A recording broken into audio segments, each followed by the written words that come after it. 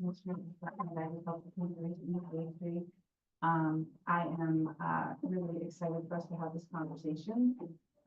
Some of you know I grew up on a dairy farm in Litchfield. It's still in operation, but it's hard. And I know that, and I really I want the best for all of our dairy farmers. And so I'm glad we get a chance to dig in here. And hello to everyone who's online as well. I just wanted to say up front that when you look around the room, and maybe it'll be more evident when everybody's here at some point, but there were some seats that were prescribed as to who needed to be in those seats representing different entities. And there were some that I had the discretion to fill as I thought we needed more expertise. And I really fell on the side of mostly picking farmers, more farmers. And the reason for that is because I just felt like, you know, at the end of the day, the recommendations that we put forth are about your future, maybe the next generation's future after you and beyond. And I just wanted to make sure that you had that decision-making control and autonomy in order to really make sure that the recommendations we come out with on the other end feel right to you and right to all of us. So I know that there are some service provider groups and others who were asking if they could have a seat on the at the table, and I just encourage them to participate and listen in and participate as public members. But that we wanted to have really farmers driving this bus or this tractor, I guess I should say, whatever we want to call it. So with that, I think we're going to do some introductions, and I should say, first of all, this is Jody Sapphire. She can introduce herself, of course. But Jody works in Commissioner's office as a special assistant, and I often rely on her to help facilitate groups like this because when I leave this room, I'm going to get pulled into a million other things. Whatever we said is going to happen with me. Also keeps us on track. Make sure we don't go down any rabbit holes or and make sure that we have a deliverable product at the end. So she's really good at that. And so I'm glad that you're here. And then we have some other DACS staff with us too. But so I'll just end here and I'll let Jody handle the introductions and then we'll go from there. All right. Well, hi, everybody. Nice to meet you all. I don't know most of you. A couple of you I do. And why don't we just literally go around the room? So do you want to start, Tom? He's crucial today. Tom Gordon. I work in the Commissioner's office, and I'm involved with soil and water conservation and climate policy, irrigation work. But I also have some expertise with audiovisual, so they hooked me in to try to make all the wires connect well. Good to see you. I'm Craig Lapine. I am the Bureau Director at Ag, Food and Rural Resources here at the department. I'm Ethan Robertson. I'm a dairy consultant, taking sort of the dairy economist spot from Farm Credits. I'm Steve Keene from Canton, dairy farmer. We milk 80 cows, have a small beef herd, a farm market. At the market, we sell raw milk, beef, cheese with our own label, vegetables, and then some other locally sourced goods that we bring in. Have two children that have off the farm jobs. Their spouses work full time at the farm. 5 grandchildren from 3 to 12. Couple part-time people. My name's Steve Miller. My family and I milk 240 cows in Newburgh. There's 3 generations of us on the farm. I'm the representative in Tier 3. So cows and 3 generations. Roughly 1,000 cows represented here for. Randy Hall from Dixfield, dairy farmer. We milk 50 cows. Have a sizable maple syrup operation. You've heard go along with that. Yes, today we're sitting here and represent the legislature. Jody Sapphire. I've been with the department in the Commissioner's office for a year and a half, and prior to that was a natural resource consultant working on a variety of projects for nonprofits and also for the department and other state agencies. As Commissioner mentioned, do facilitate a lot of processes for the department. I'll say that typically I just make sure that we absolutely start on time, that we never go over time. And if we can end early, we do. And then I follow up quite a bit in between with information that they want or deliverables that we'll talk about. Hi, I'm Annie Watson. I'm president of the Maine Dairy Industry Association. That is the seat I fill. I'm also a dairy farmer. My husband and I milk about 70 cows, first generation. So he and I do all of it together. We are certified organic. We ship to the Organic Valley Co-op. But for the better part of the last 6-7 years, I've been working with a group of a few other farmers to try to bring organic dairy processing to the state of Maine. So I wear many hats and have a 9-year-old, a 7-year-old, and an almost 4-year-old. I'm Julie Marie Bickford, and I am the executive director of the Maine Milk Commission, and so I'm here in that capacity as the kind of pricing policy expert. I'm Bill Eldridge. I've been in the agricultural industry, both domestically and worldwide, since 1963, which makes me an old dude. I had the dubious distinction of starting Moo Milk back in 2009, and the less than stellar distinction of closing it in 2014. That experience leaves me with certain very formed opinions about the dairy industry and how it's affected in Maine. And I'm sure I'll be sharing them with them as we go forward. But I think this is a wonderful thing.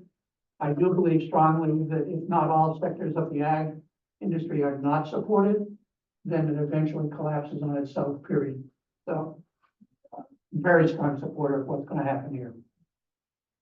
My name is Steve Berger. My wife Sarah and I probably operate the smallest farm represented in the room. Winter Hill Farm in Freeport.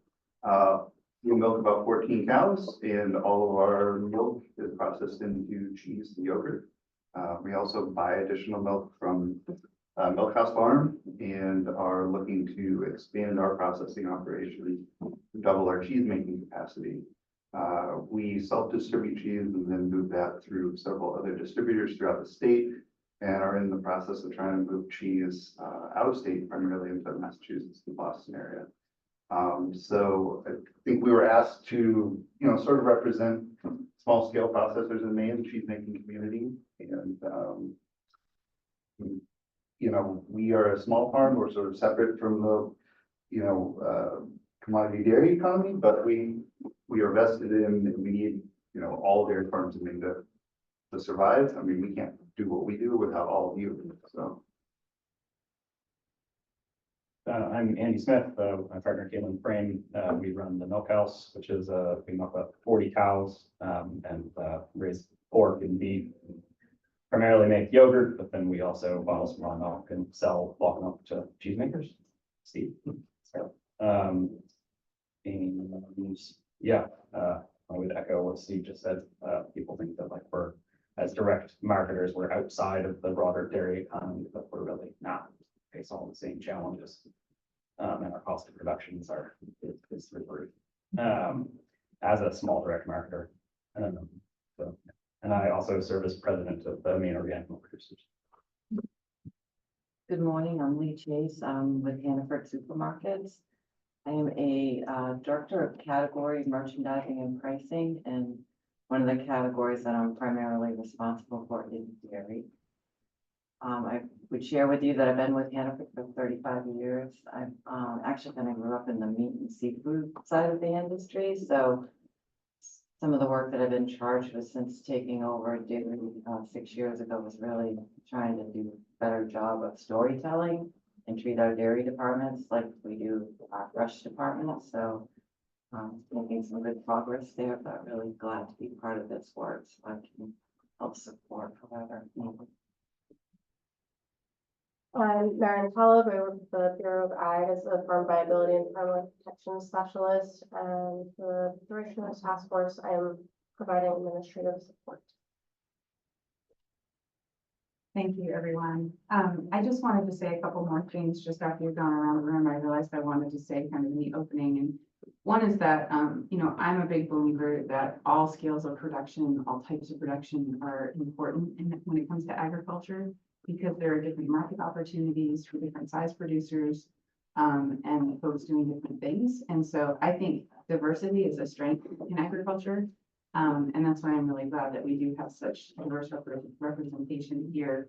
The other thing I just wanted to say is, there have been some conversations ahead of time about, well, is this conversation about getting rid of the tier program? And my feeling is no, it's not for a long, long, long time. That is, I mean, if y'all start driving Mercedes Benzes around, we might have to explain some things to the legislature, right? But I think what we're really trying to do here is come up with some ideas to strengthen the foundation under our dairy farms, and also to make sure that they have opportunities to be profitable.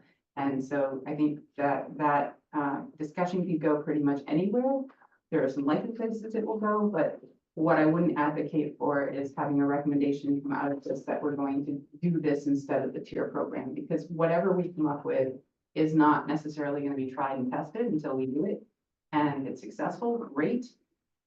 Conversation for a much, much later time might be, do we need this anymore? But my feeling is we need it. It's important, and it's going to be really important to keep that foundation under our farms while we try other things. So just wanted to put that out there as sort of where I'm coming from, and I hope that resonates with folks as well.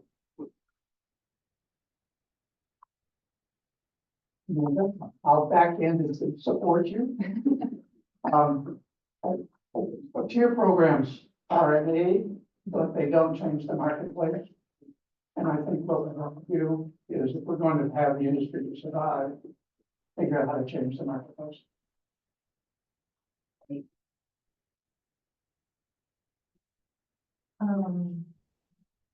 Do a quick review of the agenda. Yep. And so in trying to, it's always a little clunky to start a process because, I think most critically is making sure that everybody has the same kind of baseline information. I mean, you all have your own areas of lifelong knowledge of working in the industry, but also just in terms of bodies of work that have been done, research that's been done, making sure that there's some level setting at the beginning, so you all are working off the same pieces of information and identifying those pieces of information that we didn't think of, so that we can provide those to all of you in future meetings. But so we thought that this agenda, the reason we're all here is that's the result of a legislative resolve. So that's the logical starting point to review that resolve and what it directs this group to do. And then review a couple bodies of work that were done. One is, acknowledging that there have been 5 other task forces, dairy task forces over the past 20 years. And each of them came up with recommendations. Some of them sort of built on the recommendations from the previous report or simply provided an update on those recommendations, but wanted to make some time so that you can be talking about that and reacting to that work. We'll take a break in there, and then there also was a piece of work that Emily Horton on the line did to bring us up to speed from 2013 to now, because the last task force was, as we all know, back in 2013. So what are those major legislative initiatives that did take place from then to now? And then mostly is, really talking amongst yourselves about what you're seeing as, how do you assess the current climate of the dairy industry, both economically and politically, and making sure that we identify resources that would be valuable to you in your future discussions and areas, speakers or pieces of work that you want brought in, so that so you're making recommendations that are informed. We always provide an opportunity for public input with any process, so usually we do that toward the end of the meeting for those who oftentimes are listening in. And then we just review, what's happening next. So that's kind of a layout of what most of the agendas will look like. I always try to put some desired outcomes at the beginning to make sure that we, are clear on what we're trying to achieve. And then lastly, I would say, before turning it back over, is that, just from a facilitative standpoint, oftentimes I don't imagine it will be necessarily, I mean, I hope that there is healthy disagreement because that's what makes groups interesting and coming to good conclusions, but, I don't imagine it being contentious. Either way, it's often helpful to just have a set of working agreements, for a group to understand how best to function with one another. So in your packets, you'll see that on page 3 was my initial attempt to do that. These are not written in stone. And if some of them rub you the wrong way, or you think that something's missing, just want to give you maybe 1 minute to look at those and see how those sound to you. And if they sound okay, or with edits sound okay, then you adopt them, and then I can just sort of rely on them to remind you what we're trying to accomplish throughout the meetings.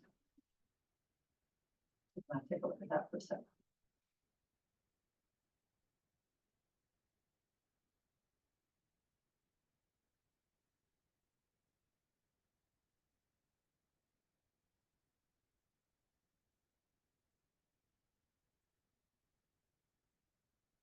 So any reactions at all, changes, things you'd like to delete even? Can you just tell me a little more about name the tension kindly?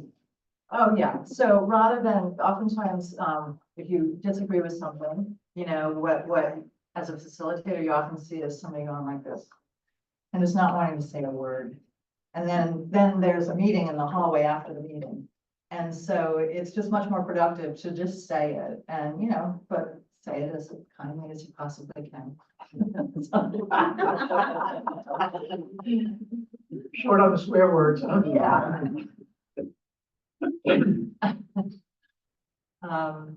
Any other thoughts about it, concerns?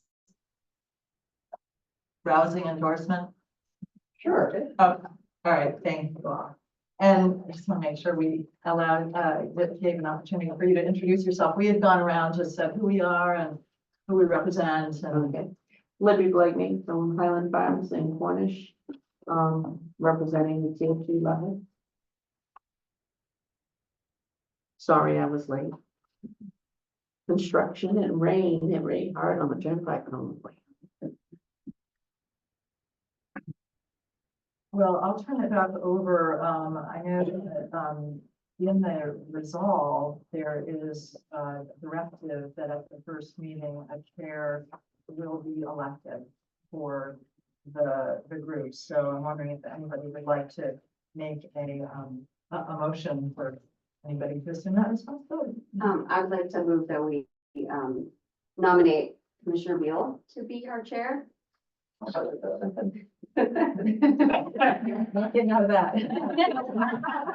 No, I'm totally happy to, happy to play that role. I mean, I really would see myself as a neutral, chair, looking to get everybody's best ideas out on the table. So I'm happy to do it. And we have great staff support too. So it should be successful if you all agree that that's desirable. Well, plus the fact that you do have a background in the dairy industry.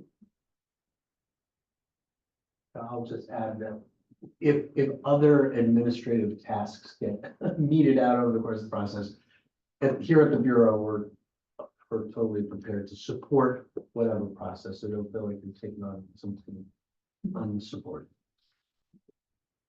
Any more discussion about that? Then all those in favor? Opposed? Great. Now, would you like me to dig in? Would you like to dig in? Yeah. Okay. All right, well, maybe, what I try to do, I think by Administrative Procedure Act requirements, we are obligated to get materials out to you 10 days in advance of any meeting. So that is our that is what we try to do every month. If we slip, it usually doesn't slip past 7 days. So we try to give you at least a full week, if not more, to review the materials, which means we hope that you come having read the packet. And that way we don't have to spend a lot of time, you know, going through something that's been in front of you. That said, the resolve itself is kind of the foundation of what you all were doing. So we did want to make sure that there was some time to just talk about it. It's short and sweet. I think there might be, is there a page missing? It might be. Was it a 2 pages or 3?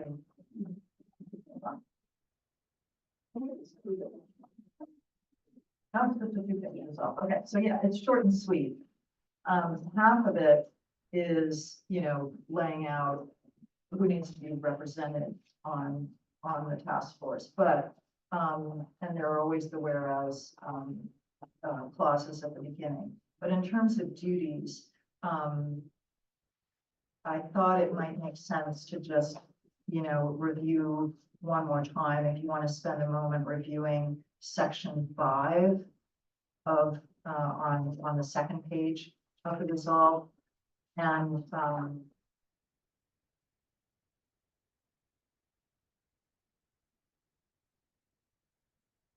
these were certain assumptions that the legislature made that would be the focus of your work. It doesn't, you know, but it is explicitly says including but not limited to. So if you feel that there are other areas that should be explored, by all means. But this would sort of be the roadmap or the framework for our future meetings to make sure that we at a minimum address these issues.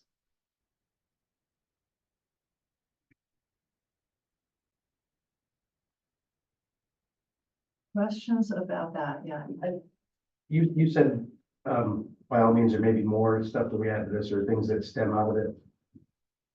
One of the things that I'm interested in is what other states are doing and whether it's working well or not. And I can speak to that a little bit. That was part of the reason I brought it up. Like, I don't know if that should be a specific resolve or if we'll have a time when we make sure we check these off and then we'll brainstorm on what else we should work on. Don't get it all done the first day. But I just think that's interesting. There are other states that have tried other things that I'm not sure have been as successful as your program, honestly, but maybe it's worth looking at and deciding why or why not. And anything recommend.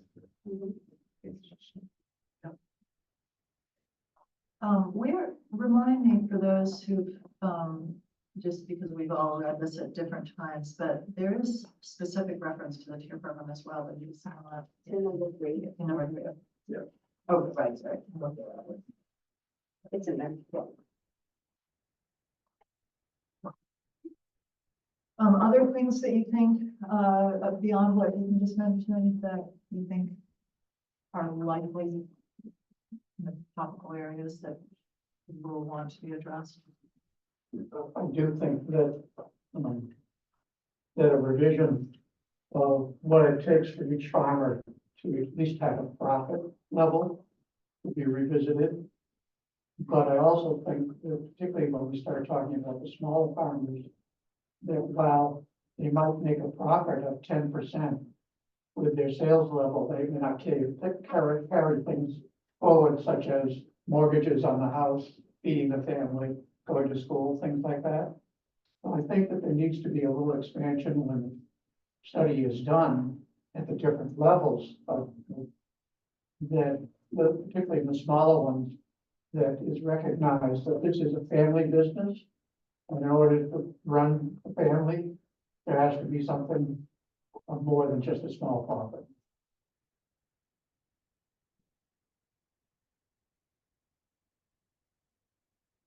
Well, some of those numbers are included in their cost of production study.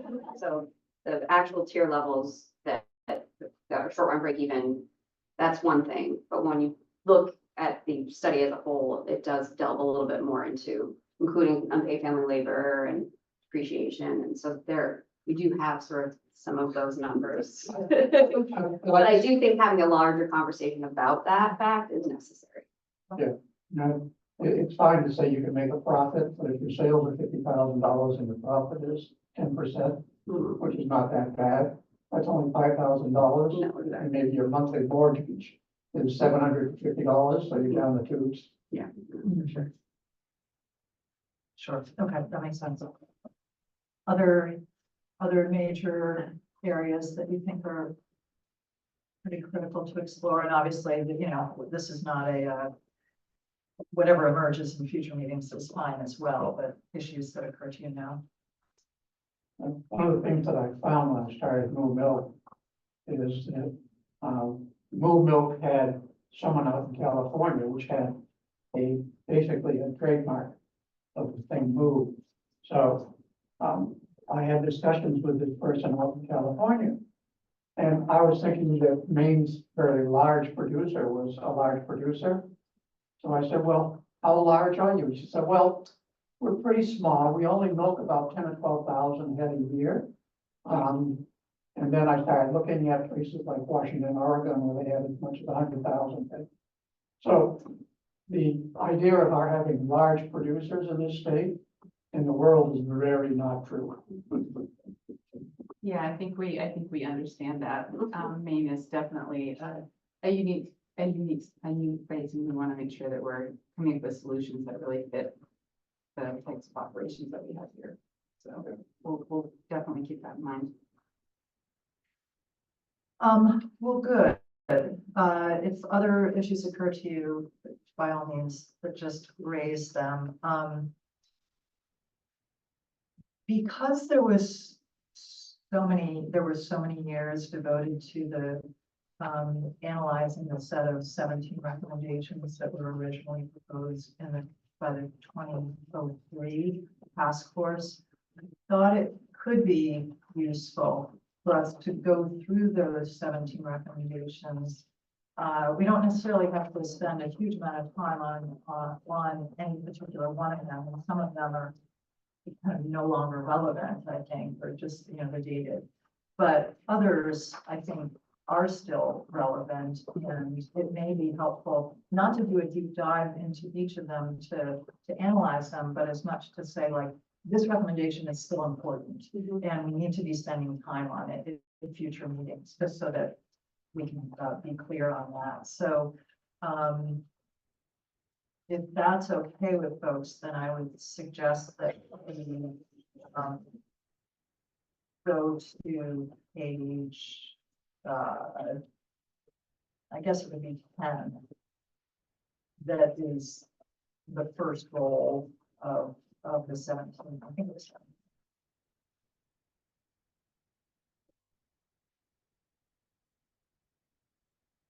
Yep.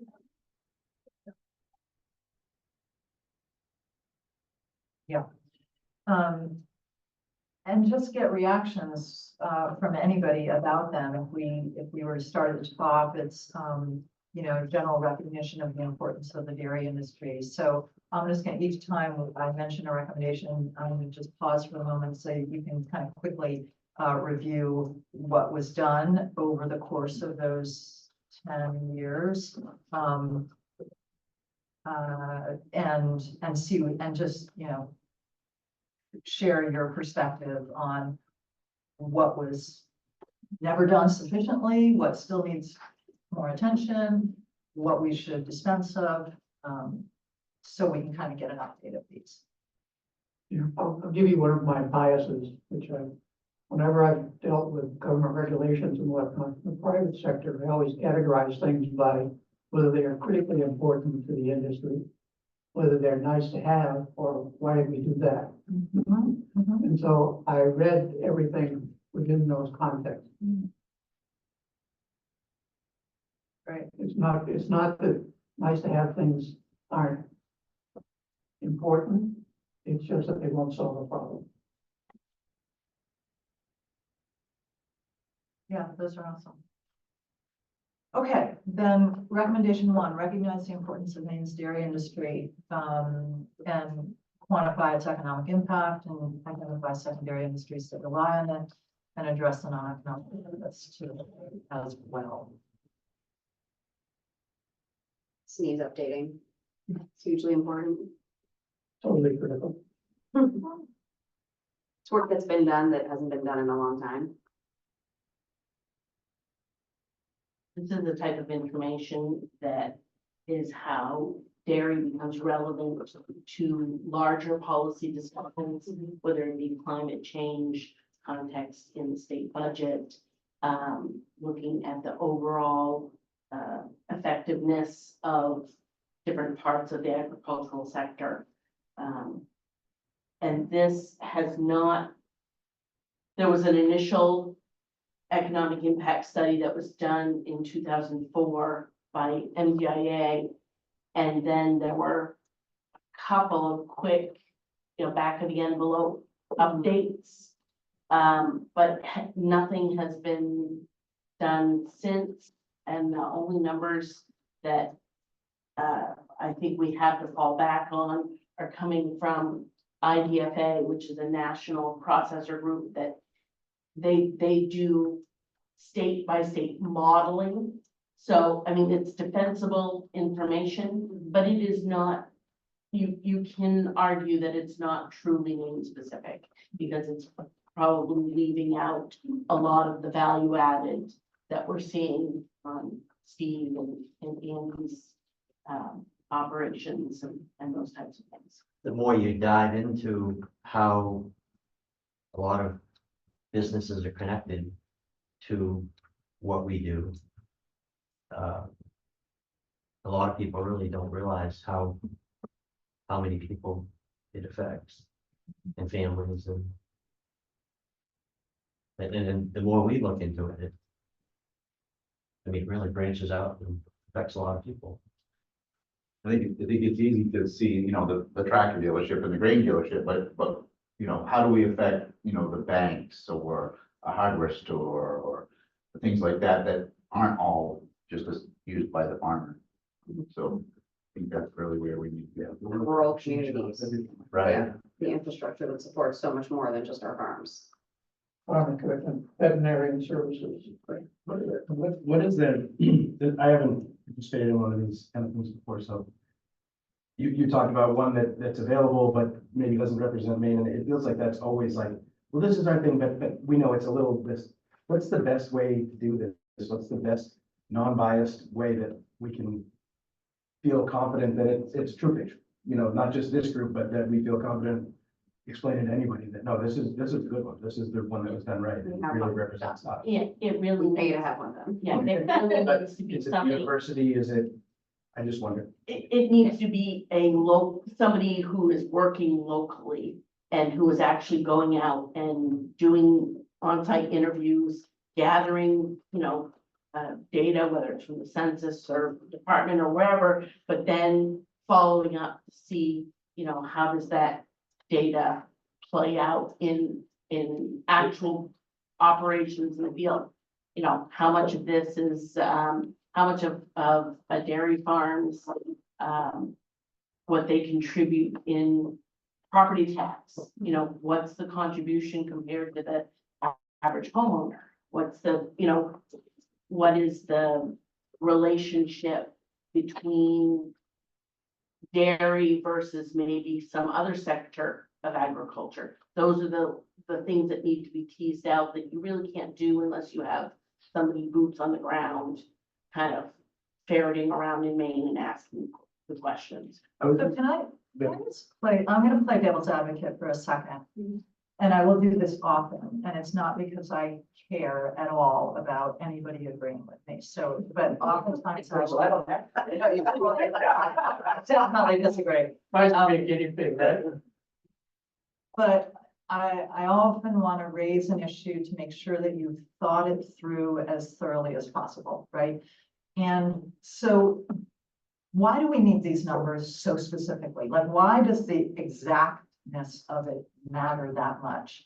And I asked that, and I only have one piece of information that has nothing to do with the dairy industry, but I was on the board of a nonprofit forever, Maine Hudson Trails, and we had this debate about once a year of how critical it was that we do an economic analysis of the impact of that particular organization on the Western Mountains. We never did it because it costs a lot of money to do it.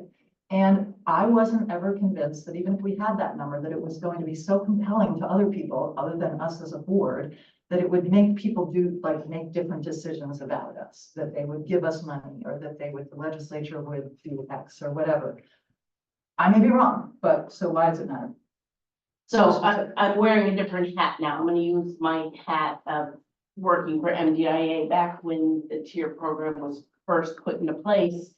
And one of the best tools that we had in advocating for the creation of a tier program, especially when it got to the legislative level, was the recognition in the economic impact study of just how many sectors that were deemed important to the state that dairy intersected with.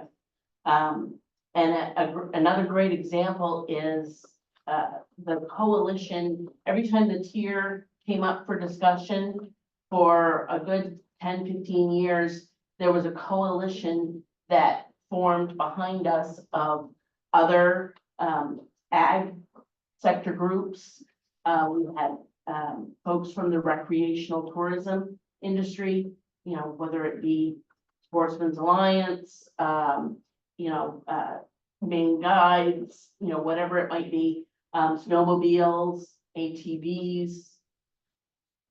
We had folks, as well as fishing, farming, forestry, also, found a tie-in, and said, we need dairy because dairy does this for us.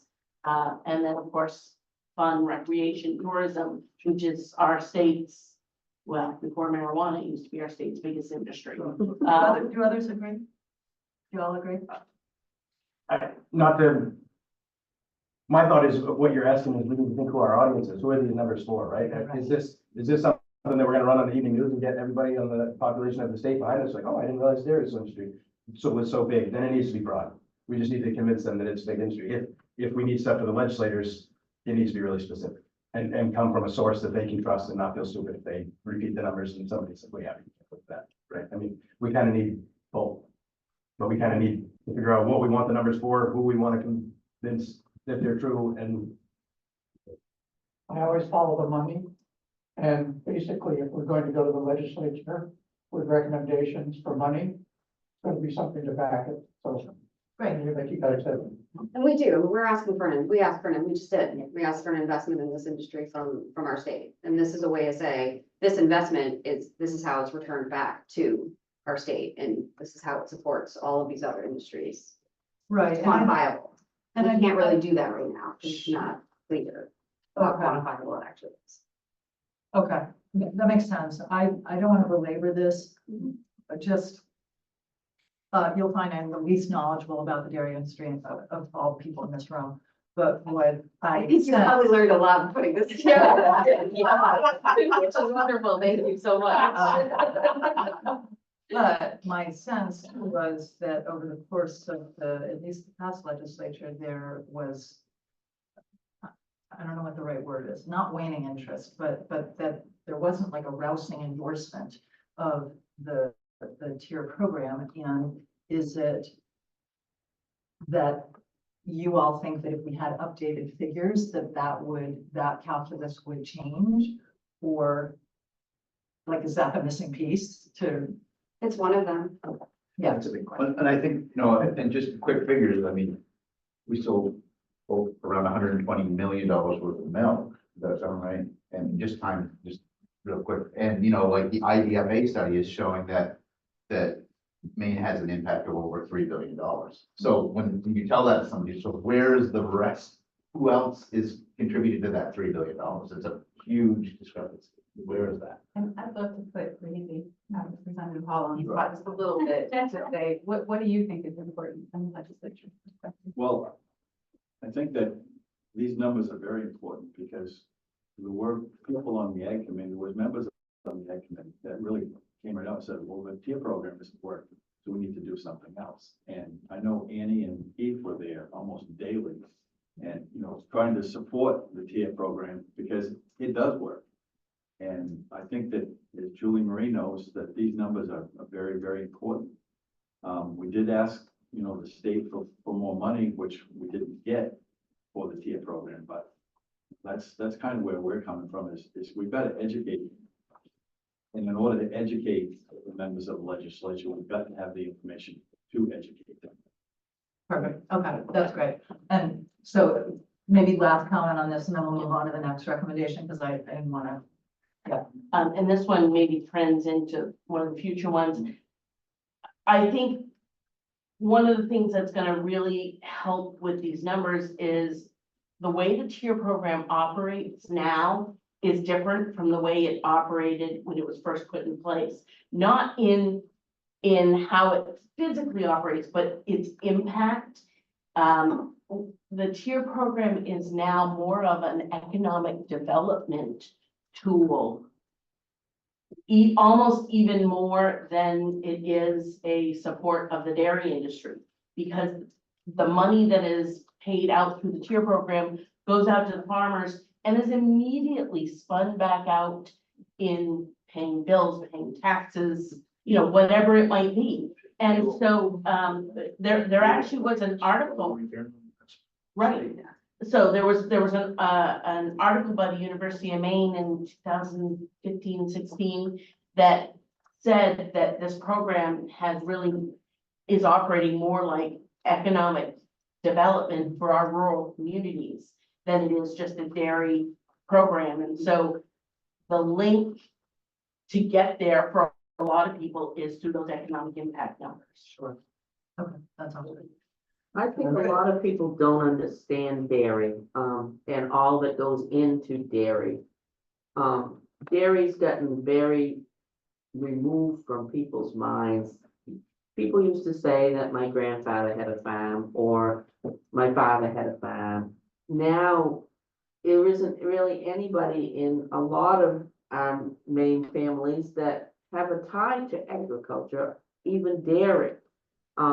So it's really, I think we've got to educate and we've got to inform just what goes into dairy and what happens. Just the other day, we were putting in hay and someone drove in the yard and wanted to tour the farm, and which was fine. But they said, why do you hay when the sun's shining on such a hot day? Well, that opened a can of worms for me and said, well, that's only when you can make hay. You can't make hay when it rains and it's cloudy and it's cool. And that made a point to me that they just don't quite understand all the background that goes into dairying, excuse me. So I think it is a chance to inform people too, with the numbers. I'm gonna try to be nice. Mhm. Her point about the consumer is one thing. The legislatures, which turn over routinely, very often have no clue at all about what you're talking about. And to go back to Marie, basically this industry has been evolving over the last 50 years, and changes have been substantive, very substantive. And people really can't keep track of it. So there has to be this ongoing dialogue with the legislature so they understand what exactly is transpiring within the whole context. Okay.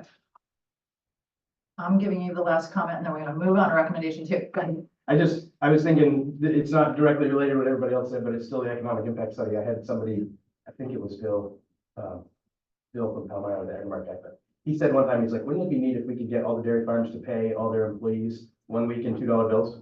And then everybody would see where that money went. And I know that that's not really possible, but like, if we could do something like that, and it was on the news, like, hey, did anybody see a $2 bill today? That means they came through a dairy farm, and like, the whole state would be like, oh, wow. And that's probably not reasonable, but is there something like that that could be brings awareness? I don't know. Well, As part of that economic study. all right, recommendation 2, if you want to look at that one, it's also on page 10. Assess the current status of dairy, of Maine farms, and dairy farms. Gather more complete data on them, their size, operator age, management strategies, farm transfer plans, to gain a better understanding of the health and vulnerabilities of the industry. Again, devil's advocate, do we not know that already? No, because one of the biggest challenges is getting people to understand that today's modern dairy farming operation is using precise science and advanced technology, and very, following incredibly stringent regulations, in order to produce this product. And it doesn't matter what level you are, it's not the Norman Rockwell version of farming. And people who have not been involved in farming in the last 30 years even don't understand the level of complexity in things today. And that, I mean, that goes for any industry. It goes for the retail sector. It goes for any, but farming people their first thought is to see the warm fuzzy side. And you need to get them to see beyond just that, oh, you're outside with cows. It's that, yeah, you know, milk's gotta be at this temperature, and you know, these are all the dynamics that make it us successful in terms of creating a total mixed ration feed diet for cows. And Do others think that this is critical? If we use Bill's metric of critical, nice to have, or why are we doing it? This is kind of happening. I mean, it's just not happening by there's not one group doing this. I mean, if you get all of your co-op managers in one room, they can all tell you which farms they're worried about, which are, you know, doing okay, which aren't. But, you know, MAPA's doing a cost of production study right now. There are different service provider groups that are doing different study. I don't know. I think this is happening. Whether or not it's being like disseminated and put out to the public is another question. I don't think that's necessarily happening, but I think we're probably more clued in with what's going on each individual farm than we have been ever. Yeah, and I would say, you know, a lot of people talk about looking to the census, but that data, it's imperfect, number one.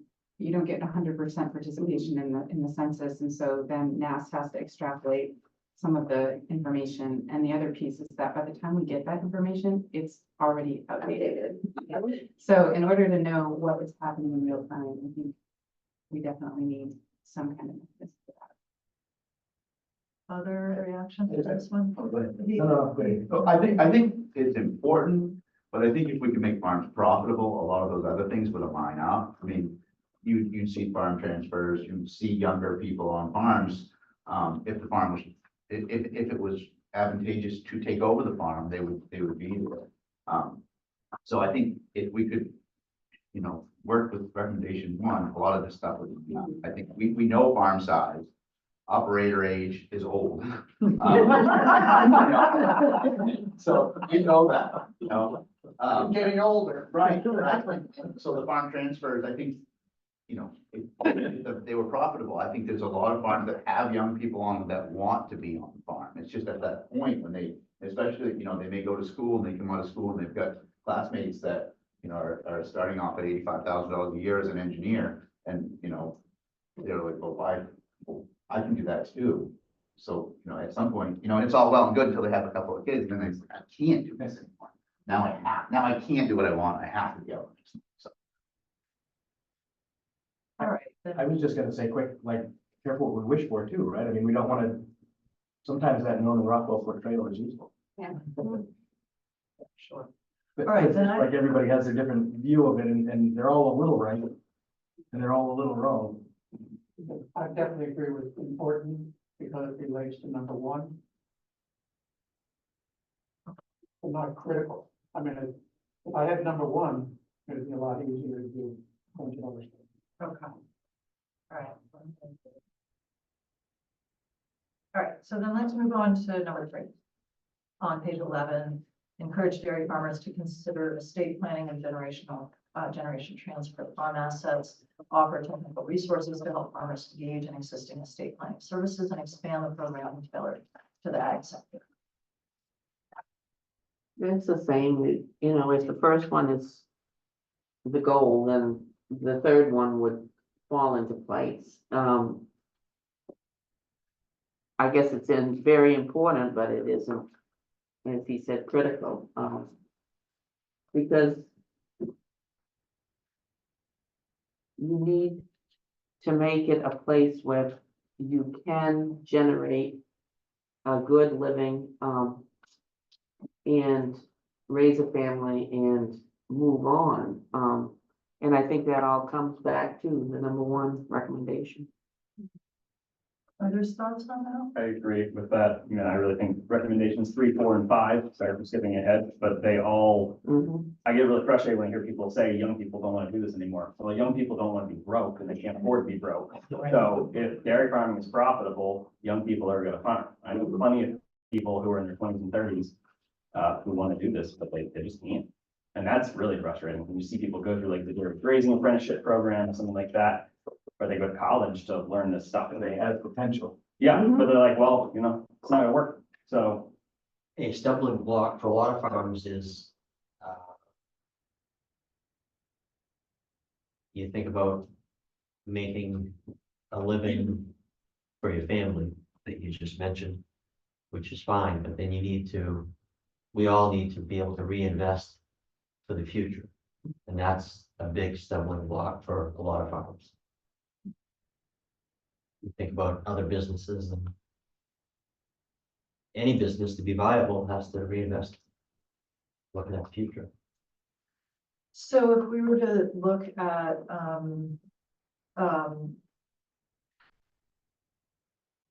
as Andy was suggesting, sort of 3, 4, and 5 together, I'm hearing again, let's keep our eye on 1. And these other things are happening to some extent already. There are programs in place and educational opportunities in place that are providing those technical support services. So I'm seeing some head nodding, so I'm gonna move on to number 6 then. You said let's keep our number 1, I think recommendation number 2 also felt like it. Yeah, it was important, so I would say that. Yeah, okay, gotcha. All right, then, moving on to recommendation 6 is on page 12. Create the Dairy Management Improvement Fund as a long-term loan. For dairy producers. Their operation.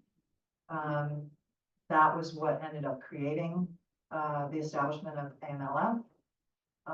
Or changing it, sorry.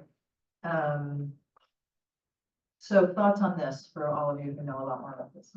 It also, ultimately, the Dairy Improvement Fund was created. The biggest challenge with that fund and why it took a little while to get it was finding a source of funding for it. So that might be one of we already have that basic structure. We have a number of programs within the department that, offer grant opportunities and things. This might be a subcategory to say, should the Dairy Improvement Fund be kind of looked at and rewritten a little bit to make it more user-friendly, or create another funding stream so that it can be available more broadly? Those might be aspects of it, but I would say this is falls in that your middle category.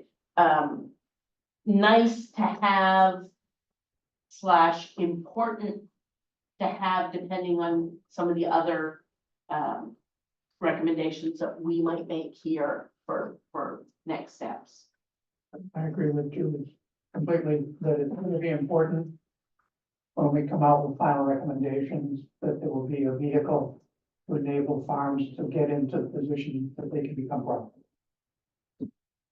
Go ahead. I think with this dairy, and I'm not that familiar with how it works at another state. But I mean, I think it needs to be equitable along all sizes of dairies. A lot of mid-sized dairies to build a milking parlor right now, you're talking $2 million. So if you get $100,000 out of it, it's almost not worth messing around with paperwork. And we're talking about 9% interest rates right now. If we had a 9% profit in the dairy industry, we would have a problem. So yeah. Can I was gonna say, but I'll add on to that too. I think this is another scenario where we should compare to other commodities in the state, right? Like potato has a similar one. Is theirs working great, not good, but is it similar? Because I think there should be some equity there too, but also to other states. New Hampshire has like nothing, right? Like nothing. And then other states, Massachusetts, Connecticut has a lot in different ways, you know, anyway, so I think it's interesting to look at it and make sure that it's not duplicative. Are we doing it somewhere else already? Is there something else that we'd be better to put our horsepower behind helping people get this other one that's out there that nobody's getting? And then the last thing is, I think it probably needs to be updated and adapted. I'm right in the middle of, there's not anybody from Bain here, they probably think I should be in my office. I'm right in the middle of helping 3 farms apply for dairy improvement fund ones. And one of them was a smaller piece of a big project that actually worked out really well, even though it was a big project. Another one was a heifer barn, which it was $250,000 is the most you can apply for, right? So it's not just 100 and a $2 million thing, but maybe that should be 300, maybe it should be 500, maybe, right? So, Maybe different tiers of funding or for different interest rates or, you know, like, I don't know, there should be options. I know we used it, I know Andy used it. And it's, working with FAME is challenging. And that's like, I wrote a really good business plan. They were like, whoa, thank you for explaining the dairy industry and how dairy works. It's like, oh boy, so you have to be very explicit in how you explain how this works and how that works, which is fine, but I also had to like layer financing and grants on top of all of these other things, which thankfully it all worked out, but I mean, I'm grateful for the program, because it's 1% loan. I mean, where you can't beat that. Yeah. Well, I will say that this is timely because the FAME staff themselves have said they really want to help us figure out how to improve this program. So if we get into some concrete recommendations, I think you'll see that there's support all the way around. How is the funding for the program? Because that also has been an issue where like after we did our projects, we Like they were done. used up the funding. well, I think For a long time. I may be helping people with 3 of the 5 that there was funding for, or something like that. I don't know what the total one was, but I'm doing 3 that we're asking for the full amount. It's basically, it's a revolving loan fund, but the source, other than loan repayment, the source of the funds is 1/2 of 1% of the slots revenue at the Oxford Casino. Like this, okay, it's just a little tiny drop. The other 1/2 of the percent is dedicated towards helping to fund the tier program. So we're talking, on a really good month for 1%, maybe $60,000. Which is not chump change, but you know, when we're putting that in context, it takes a lot of, you know, $30,000 drops at 0.5% to add up to enough to make a dairy improvement fund loan. That's gonna mean something. Which goes along with that loan, right? 250,000 is not a chump change loan, Right. but it doesn't help build a decent sized parlor that well. Right? So of Like maybe it all- offsets the tank. Of all of you who farm, how many of you have taken advantage of this fund? The agricultural marketing loan fund? For the dairy. Dairy Improvement Fund. Yeah, there. And so why have the rest of you not? Like,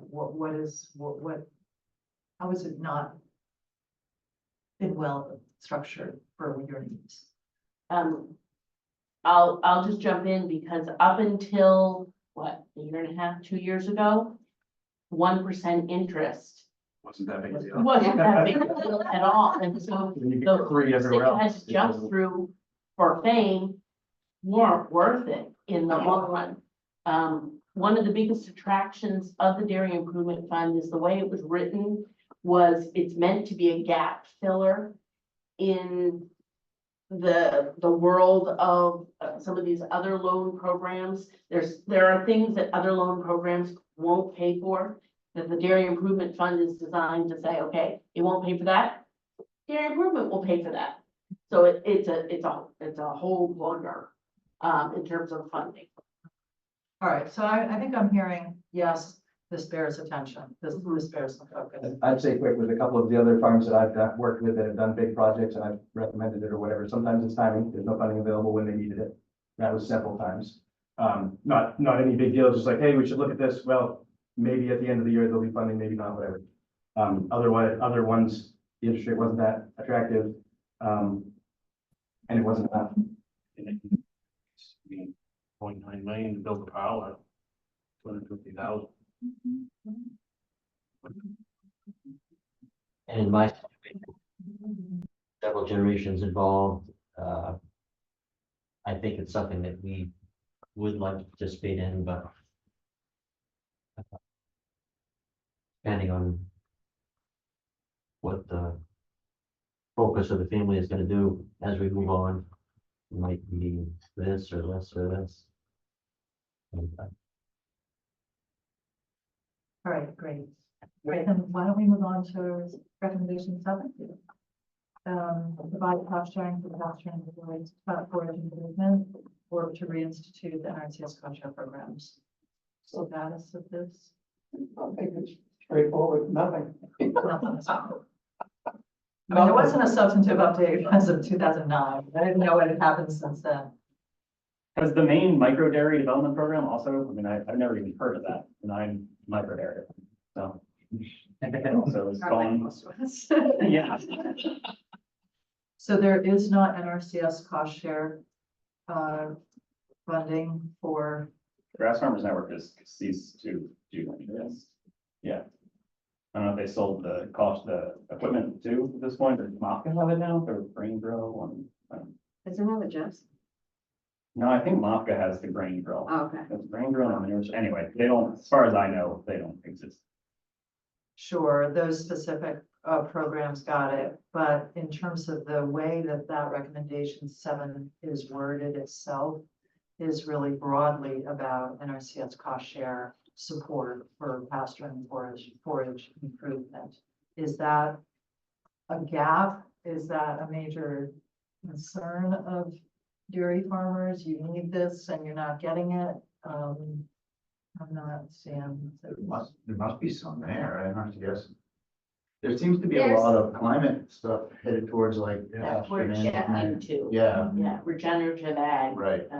Healthy soil, that's more the direction, or I should say, the language that is being used now for essentially the same concept. Yeah.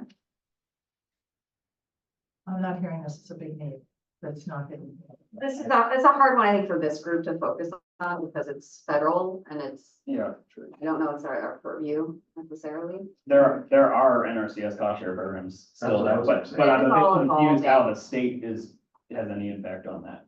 Unless the state wants to create a cost share program for these things. I mean, Well, each district can, each soil and water district can direct federal funding into yeah, like focus in their region, but so. does the state, what I was Does the saying, state have any government impact on have any, No, they make up their own, yeah. Yeah. you know, priorities, but, I was wondering if I could put Craig on the spot a little bit. I know that there's rulemaking that has been drafted for the Healthy Soils Program in the Bureau. I have not yet read it. It's in my minds. Is there an element that's related to pasture and? So it's a sort of a, If you don't remember, No. I can do my homework. yeah, no, I mean, the basic structure is it's gonna be sort of a payment for practices model. What strikes me as a potential overlap here, and I guess I'm just being cautious because it's draft rules, but a concept that we can, that if NRCS is a cost share program, that we can possibly provide the cash match. That maybe conceptually, there's A role. something here. Okay, Nice to have. I'm gonna move on. Yeah. Okay. All right. Recommendation 8, utilize the University of Maine Ag Center as a clearinghouse for dairy farm management information. Doesn't really exist in that format anymore. And a lot of the university staff, whether it's from extension or whatever, are no longer there or affiliated with this. And so it's kind of, it's a stranded concept. May disagree? Okay, let's move on then. Recommendation 9, publicize and continue to support programs designed to help Maine dairy farmers develop sound business plans. Expand access to and availability of services and programs that help dairy farmers to develop business and management. And that falls within the SBA and a whole bunch of other folks. Well, they've had, the University and Department of Detention had some, Farm Credit does this, you know, it still exists out there in various forms. I don't know. I think, But you can't be the horse to water type of thing. I mean, if the farms that are already willing to do this are gonna look and seek that out on their own. You can pound on their door and say, you need to do this, and if they don't feel like they need to do it, they're not gonna do it. So, But I think offering technical assistance for this kind of work is helpful. yes. Like Maine Farmland Trust has a really great program that I've been through. You've been through it. Steve, you've been through it, but it was hugely helpful for us, and I still utilize that cost of production work. You do it every year, every 6 months on our farm. So, Yeah, and I would say that my family used the Maine Farms Future program. Yeah, to me too. develop a succession plan and get a lot of different technical support around that, business planning. So, I do think that these programs are pretty visible. Would you say, or could there be some work that we do to make sure people understand how to?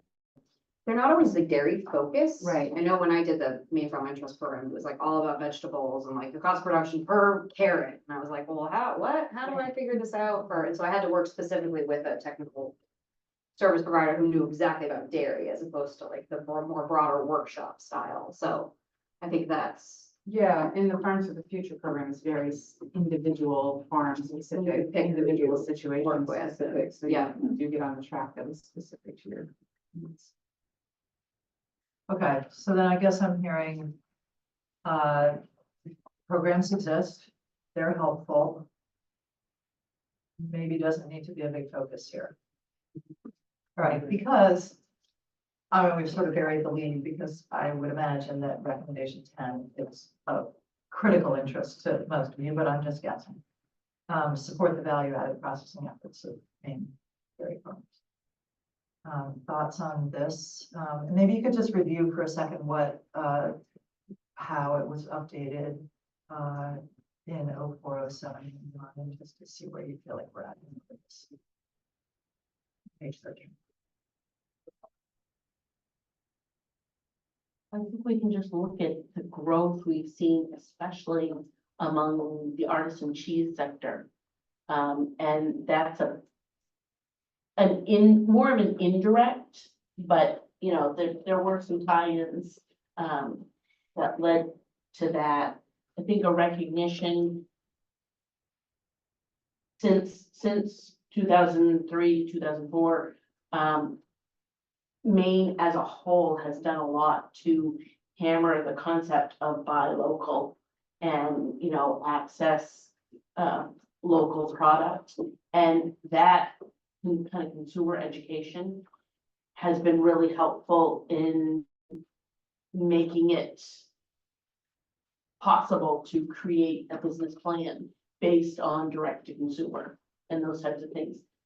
Otherwise, the dairy industry, I mean, the 99% of the milk that's produced in the state is going to a commercial plant. And most of that milk is going into a fluid jug. But as much as that's, you know, that milk still has a home, that may not be where the future is, because when you look at the consumer trends are moving away from fluid milk, and we're eating our dairy a lot more. And so, you know, cheese, and I think that's where the bigger picture growth is. We just don't have bigger picture on the commercial shipping side. We've shown that it's very doable on the value added, on the direct to consumer side. Question, does, Cooperative Extension have a dairy person You mean a or dairy, people?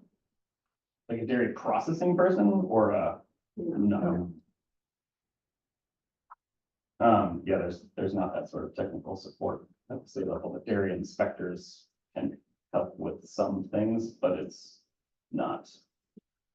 No. Figure it out yourself.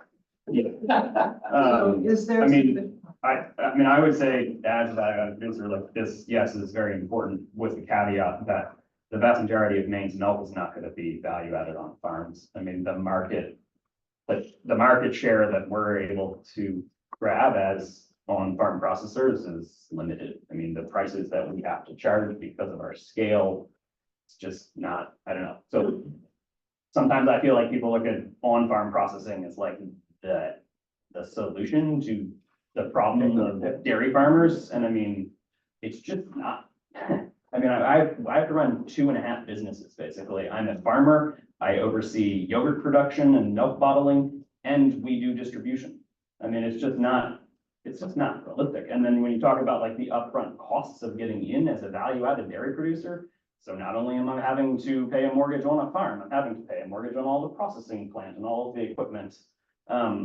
It just, I don't know. So yes, important, need the support, whatever support is available, but like, we need to focus on how we're going to process the milk from farms at a larger scale in the state and give those farmers a living wage. Okay, all right, so then I think that, the way I read this originally, this recommendation was what you just said at the end. Maybe I misunderstood this recommendation, but I wasn't necessarily thinking that it was saying, just support the value-added processing efforts that are occurring on individual Maine farms, Maine dairy farms. I was thinking it was saying more broadly, let's make sure that we have sufficient processing capacity in state to be able to take fluid milk from Maine dairy farms. Either way, I think what I'm hearing you say is the latter, like, we're not gonna be successful building little processing plants on every single dairy farm in the state, but we gotta make sure that we increase. Yes. There are opportunities, but we need to support the solid foundation. Yeah, I would agree. It's like unclear exactly what, the last paragraph looks like. Maybe it's looking at it from a bigger perspective, but the first sentence sounds much more like you're gonna have a plant on every dairy farm and like, yeah, it's just not. I never Trust really me, found you know, out. It would be interesting to know what the economic impact is from the processing on this value added, because if the state's investing $2 million and the impact's only $1 million, then we need to know what the outcome is before we would invest more out of it. And maybe we can know that from a study, maybe we can gain that. Yeah, one of the things you might be able to get from an economic impact study is the value of what's being done for on-farm direct-to-consumer activity and highlight that a little bit more. The thing to remember is that there are no cookie cutter formulas for doing on-farm processing direct-to-consumer. I don't know 2 operations that are the same. Everyone is different. Everyone is tailored to that particular family, the particular location, the potential consumer base. It's very specific. So if we're going to do something for a larger number of dairy farms as a group, it's going to have to be on, can we make sure that milk produced in Maine can have a home? Right, I agree with Julie, because each case is different. Like for Andy and Steve, on the farm could work, but for John, there's no way that he's gonna bottle and sell all his milk from 1,000 cows. It's just not gonna happen, so. The road that he lives on wouldn't even support that many people, so. But right, there's more cows in Clinton than there are people, so. Yeah. Can I just say? From my experience from working with a lot of farms that ask me to come out and help them decide if that's what's gonna save their family farm or whatever, oftentimes the businesses like yours depend on marketing and what type of business person you are, not how cheaply you can produce milk, which is more of the game when you're milking 1,000 cows. It's just a completely different ballgame, and it's definitely dairy. It's definitely related to dairy, but the support that you guys need and the support that you needed to get where you are today is a little different than somebody who's going to be a bulk producer. And I agree 100% with Julie. Every single one is a little bit different, whether their market whether they're trying to do 20% of their milk, because that's what their co-op is okay with, or whether they're trying to do all of their milk. You know, whether they're trying to make enough money for their whole family on the fewest number of cows they possibly can, and that's how they're thinking about it. Or whether they're trying to make their large commercial dairy farm as profitable as possible within another revenue stream. It's really different. And then, like you said, I think it really needs to be more specific. Are we specifically talking about helping people who want to do on-farm processing, do it profitably? Or are we saying we need another regional ice cream, yogurt, cheese, whatever that is gonna take 5 farms worth of milk and just help stabilize this industry? You know, is that what we're talking about, or are we talking about? And what do you all think? What are you talking about? What's your instinct of what's needed? Like, yes, and? Yes, and, yeah. I would just share a value added perspective from a retailer perspective, but if anything, what I've seen in the last few years in milk is I've seen huge, like our conventional milk sales are declining. It's been ongoing, organic included, but what is growing substantially is yogurt and cheese. Cultured, I mean, it's just the growth in those categories are significant. And we're seeing huge challenges with actually getting supplies for cultured. Cultured is one of our biggest opportunities right now, and cheese is an ongoing challenge as well. Yeah, that's a great point. I know Andy and I, we were at the Northeast Dairy Business and Events Innovation Center, down a couple of months ago. In Summit. And they had a great presenter who made it very clear that, you know, I've been thinking about this too. We've had to do some myth busting around people who think that dairy consumption is on the decline. It's not that, it's that it's shifting, and actually there are all signs that it might actually continue to go up. So if we're not kind of with the times with what we have for processing and where consumer interests are, or consumer tastes are, then we're in the wrong lane. I think there's been a number of years that people have been talking like that. The thing that I look ahead and want to be cautious of it, you know, at some point, there's a lot of cheese available, you know, we need more cheese, and pretty soon, where's the tipping point? Are we gonna be wanting to make more cheese, and then we're flooded with cheese? Well, we tend to set up production space so that we do one thing, and we do a lot of one thing. So why can't we set up production space that maybe does a couple things? Well, or I was just thinking, what occurred to me when you were just talking about that was maybe at various different large farms around the state, I've heard people say, well, we're not gonna get them to build a new $300 million dairy processing plant in Maine because there's not enough farms, you know, they're building that in New York, or they're building that in Wisconsin, or whatever, right? But maybe the plants that we have are just the right size for the larger keeper producer. That's gonna supply all of New England with keeper, and we can take the milk. And like, I don't know, but, and I don't know what's our job as state to help do that, or think about that, or promote that. I don't know. Or maybe we build a $20 million plant. Maybe it's not a $200 million plant. Like, I have a why plan does it for have, 15 million plan. why does it have to be that we No, build I'm this just- giant thing? No, no. Why, we can think mid-scale too. We can think for our state and then grow. All right, I like all this, because this is like idea generation. This tells me that recommendation 10, we are circling back to, definitely gonna spend a fair amount of time on that. Last comment, and then we'll go to Okay, recommendation 11. the devil's advocate comment, and that is, as much as fluid milk is declining, we have to remember that almost all of our milk that is produced in Maine is ending up in the fluid jug. And even though it's declining, our 2 plants in Maine, plus the plant in Massachusetts that gets a lot of Maine milk, are supplying the greater New England, I would argue Northeast area with fluid milk. So our importance as a provider of fluid milk has gone up, even though fluid milk sales are going down. We're now the linchpin in making sure that people can get milk for drinking. Which would be fine if it were profitable. Can I have one little thing? Please. So if we were to build it, I thought about this a lot. Obviously, processing is so important that we as farmers need processing. But if I went to the state and the state said, we'll give you $20 million. You go to Augusta, build a plant. And so I'm not gonna pay $5 more than the federal order price for my milk when I've got all these farmers bringing it in. So now I'm running this plant. I have to run it profitable. I can't, I'd like to say, well, here's $5, Joan, send your milk to me. Well, I might do that once and then it's like, no, never mind. I'm not doing that. I can't do that anymore. So it's not gonna increase the price that the farmer gets. It's just gonna allow a place for the milk to go, which is important. But we have a place right now. So we may not always have that place, but it's just, my point is, it's not going to put money in farmers' profit. Unless it's farmer owned. Well, it's still gonna be a profit. We're all, Still gonna be a profit. Yeah. I agree. Okay. Let me just say something. I think we need to get into that as we get further down the line. I have some very concrete ideas about that, having actually had to experience it in its entirety, so.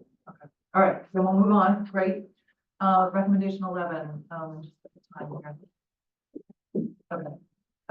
Promote farm asset management as a diversification strategy, help farmers capitalize on the value of their existing assets, such as the sale of embryos, calves, mature stock, basically diversification of going They do it. in. Say it again. They do it, the farmers do it.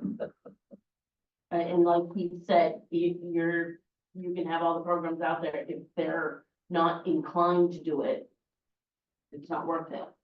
Farms are already pursuing this just to try to stay ahead of the curve. And moving on, yeah. 12, create farm zones as a vehicle for delivering state tax relief to qualifying farms, classify dairy farms as a distressed industry in much the same way that pine tree zones identify economically distressed areas of the state. I'm gonna say something. Do it. Zones don't work very well. I mean, if you look at where all the dairy farms are in this state, the large and the small, you have a zone called Maine. I think this dovetails a lot into the issue of current use property taxation. The system, even though we have farm and open space and we have a number of programs, the state still has a system where it's up to each municipal assessor to decide how they determine the value of farmland. And there's so much flexibility. So, you know, in a lot of parts of the state, this is not as big a deal, but you get into some of the more populated areas, definitely, you know, Cumberland, York County, you know, different pockets, and this is a huge deal. Consider the 3 farms in Cape Elizabeth. Yeah. Others? I was gonna say, no, dairy. We're focusing on this at all, not critically important. In the middle. In the middle, I agree, it's in the middle. Not- I would hate to see it gone, but I would hate to see. I think it could be usable at some point. It all depends on your municipality and how well they support agriculture. You know, there is no set rules on what they decide they want to assess you or use you or whatever on a tax basis, but if you are providing with some open space, you're providing with different things, then they look at that, at least our community does. We've been very supportive, we've looked at other tax avenues. But when it comes right back down to how our municipality uses us, we're right in the same line and they use us very well, but whether that's going to change with changing of personnel in the municipality or what, but being in York County, northern York County, the pressure's there, but right now they still realize the importance of open space and what it provides for their community. So if you're looking at number 12 and number 13 together, even though they are. And 14. Oh, yeah, or, so it's all tax policy. It's all tax policy.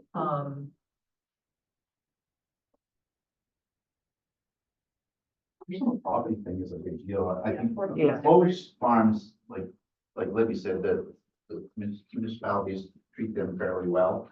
But if they decided they didn't want to, they could really clap down on that personal property. Yeah. They could assess the wrenches and the show off there. Mhm. It's very town by town. Like- Yeah, Like yeah. Monmouth doesn't look at us for that stuff for whatever reason, so. Yeah, Most, most I know don't. other towns are, yeah. I heard one this fall that was cracking down, and I don't know how bad it got, but I don't think this is a small problem, but the problem is that state, most of these tax things fall back to the municipality. And either you change the constitution, which I don't think is gonna happen in the short term. the state does have a program with personal property where they were, like, if you told the town everything you had, the state would reimburse you for that until they don't. Yeah. So now you just listed all the stuff you had and gave it to the town, and then next year it goes away and, sorry. Here's your bill. Thanks for the data. The two Right, towns, right. two towns I have been involved in farming, Auburn and Canton, totally different. Huh. How they assess that. So just if I were to summarize 12 and 13, you're seeing not necessarily as, well, maybe not any three of these as being a strong focus for future meetings, even though there is some risk with 14. But opening up a can of worms to try to tinker with that. Constitutional change unlikely, and the third one, first one. Might be worth a mention that this was cited as a concern because the variability of how the farmland is interpreted, personal property tax is interpreted by municipalities.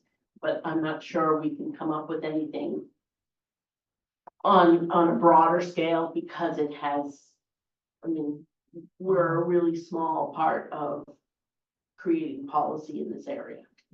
All right, I think our focus would make more hay in other directions. okay. All right, all right, that's great. Then let's move on to 15.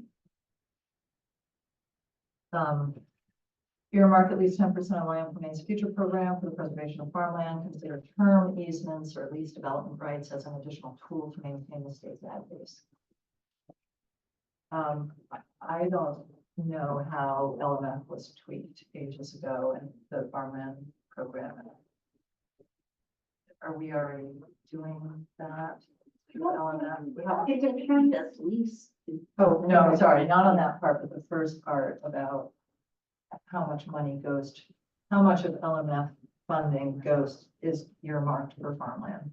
Yeah, and I think it can vary, and it depends on the source of funding, so I can get more information about that, be more specific, but.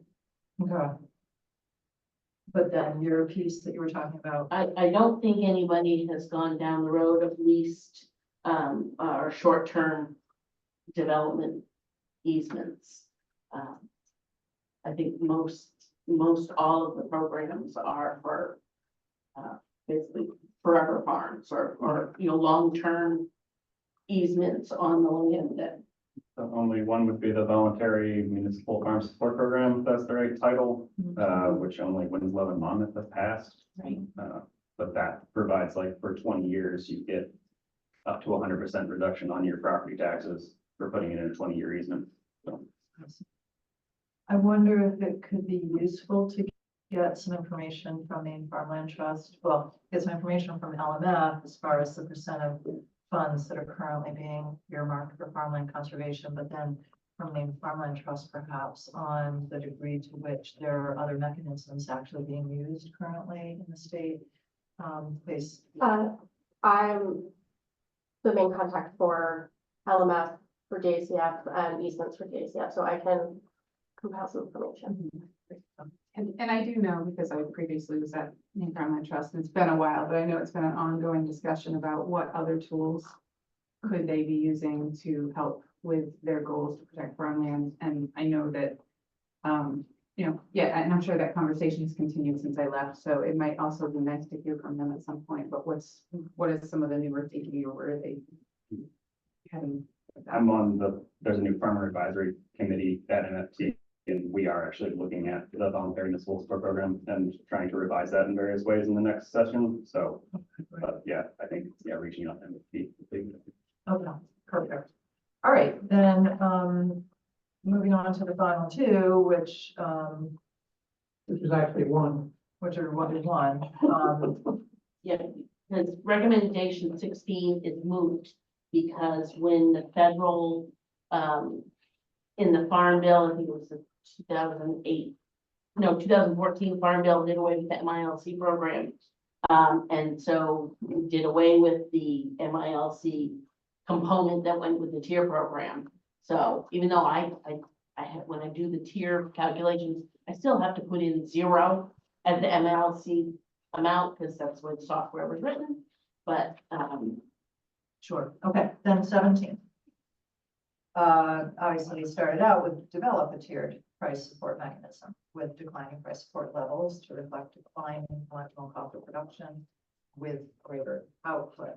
I think we can all agree Could that be written it's currently critical.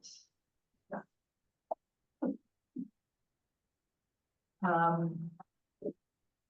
think the biggest challenge with this one is in looking at how to keep it relevant to the industry, because there's two moving pieces. One is the cost of producing milk on a farm changes over time as input costs change, as income stream, pricing changes, but also the effort. You have the legislative side of it, which is the funding side. That is the other piece that is an inhibitor in keeping the levels keeping the numbers at levels that will succeed in the way this was intended. And again, the multiple funding sources are general fund and Oxford. Primarily, it comes out of the general fund. The Oxford money has to be used first. But again, we're talking, 30, 40,000 a month. Percentage wise, what is Oxford roughly? Oxford, the 0.5% of the slots, or of the total, Total, recognized. like less than 2%. Oh, okay. So, but I'm just gonna throw it out there. That is 0.5% of one gambling activity on one location. Our gambling picture in Maine looks very different today than it was when this went through. That's it. Syntax is still syntax. I think it's important to bring up the fact that the tier program only works if it's fully funded, because it's a short run break even. So it means that that's like the break even. Study has determined that's the break even number. And farmers are receiving, even though we feel like we won the battle, farmers are receiving $3 less than what the short run break even is right now. So, I mean, we worked really hard to get $3 less than what we need. This is important when budgeting is free. Yeah.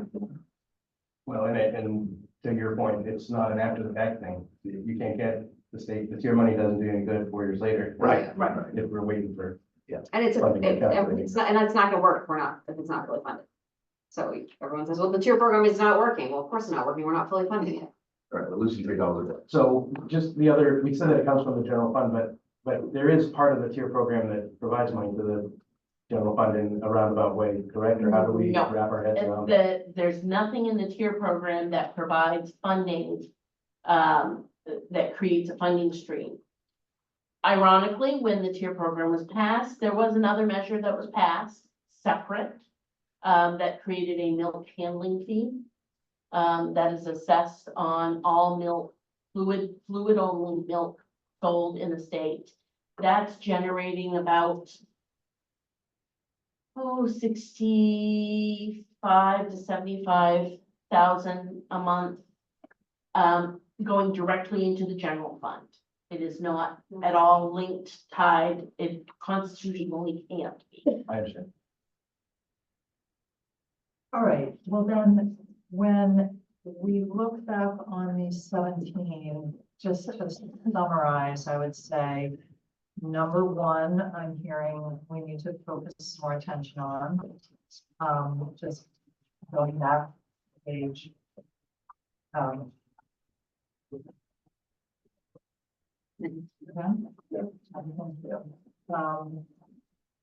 Two as well, although it's already happening to some extent. I heard that we need to do more here. I think that the tier program is a critical mechanism Okay. for some support, usually, to the dairy farm. But I think that we have to vote for being fully funded. 17, critical. Let me go back a little bit.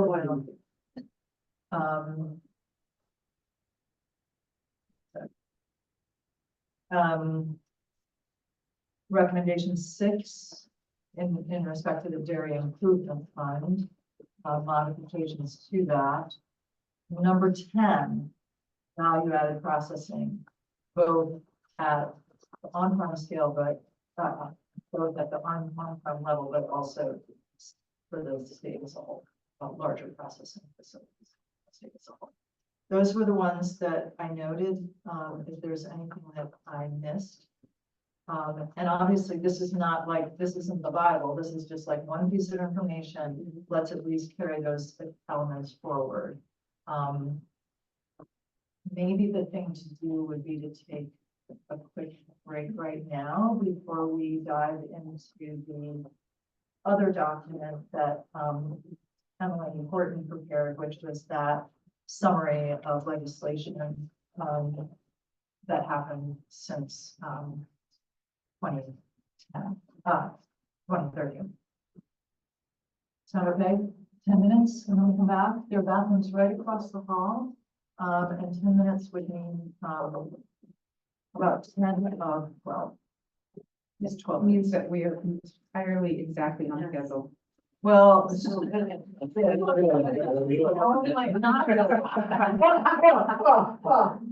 No, not really, because I was thinking that we actually might have covered this legislative piece within that. Right. period of time, so we haven't done that, but we'll see. Maybe before, you know, remind yourself about these, legislative activities that occurred during the past decade. See if anything jumps out at you that's worth, you know, a conversation because something didn't pass and it ought to be revived. It did pass and you wish it hadn't. Anything at all that's worth discussion.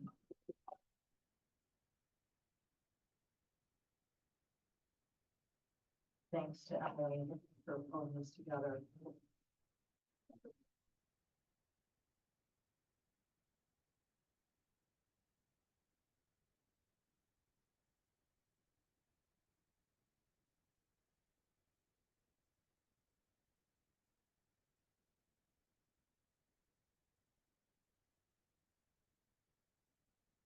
Another category might be, was hugely helpful, was never done again, ought to be done again, sort of thing, anything else.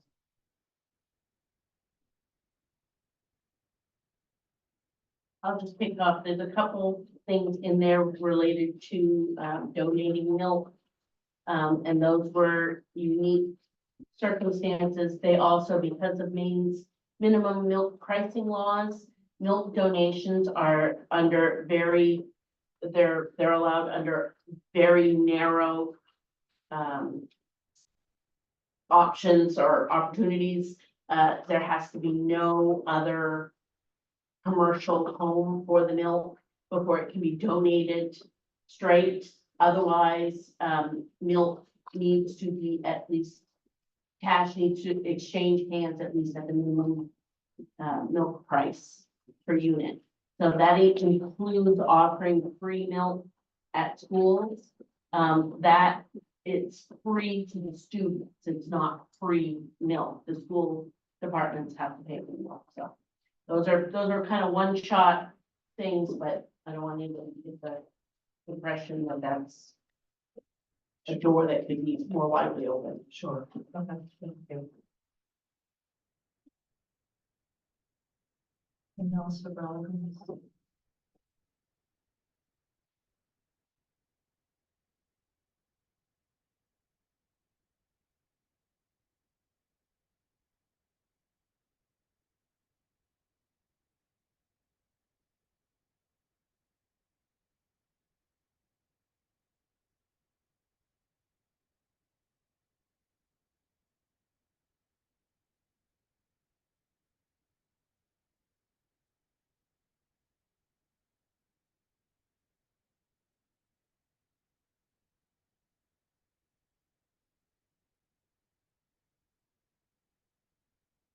And on other, since the cost of production studies are mandated to be done every 3 years, and that's in statute, the next round will be a study conducted in 2026 on 2025 production year, and that will appear before possibly the 132nd, but more than likely the 133rd legislature. So it's really important. I know in 19, we were a ways behind our study, so we were talking about numbers that were quite a ways back. So it's pretty important that we get that done. Where does the money, I know where the money came from this time, but where does the money come from if the Milk Commission doesn't have the money?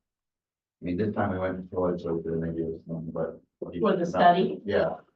Uh, I mean, if That's a good question, because up until very recently, the Milk Commission has always had a quote unquote surplus. And that surplus was used to fund studies. Now, we do the producer study every 3 years, but we also have to do a dealer or a processor study and a retailer study. So we're doing a study every year. And those funds basically would come out of the quote unquote surplus. Well, there isn't a surplus really anymore. And so in order to conduct business, the Milk Commission had to take a bridge loan from the department. And then for the cost of production study, the Appropriations Committee gave us $50,000 to conduct that study. So going forward, this might be an issue. It's a Milk Commission issue. It's not necessarily a tier program issue, other than the fact that the Milk Commission is the one that does the studies that set tier levels. So is there any liability if it's in statute and it doesn't get done? Is there something that, I mean, Well, I mean, Julie goes to jail?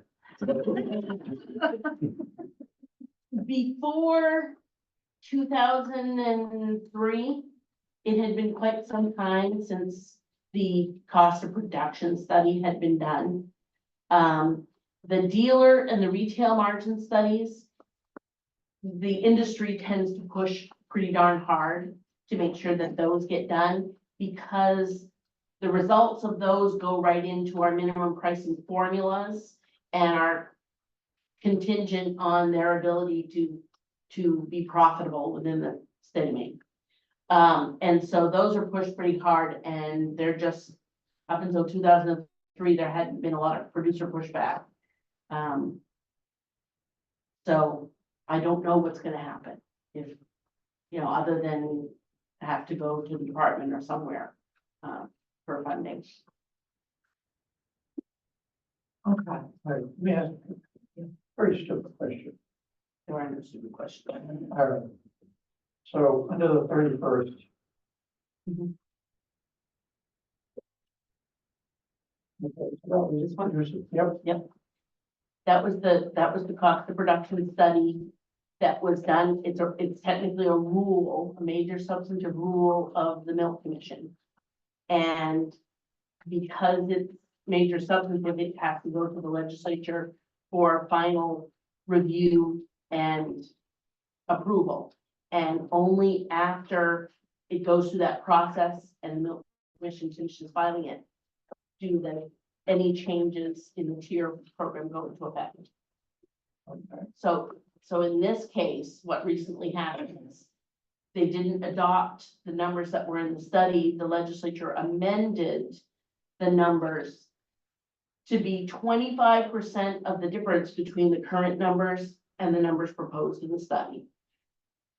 And that's what got funded. And so when I filed the final rule, I had to file those numbers. Now, from the Milk Commission perspective, we use a completely different number for our rulemaking. So whatever those tier numbers are, no skin off our nose.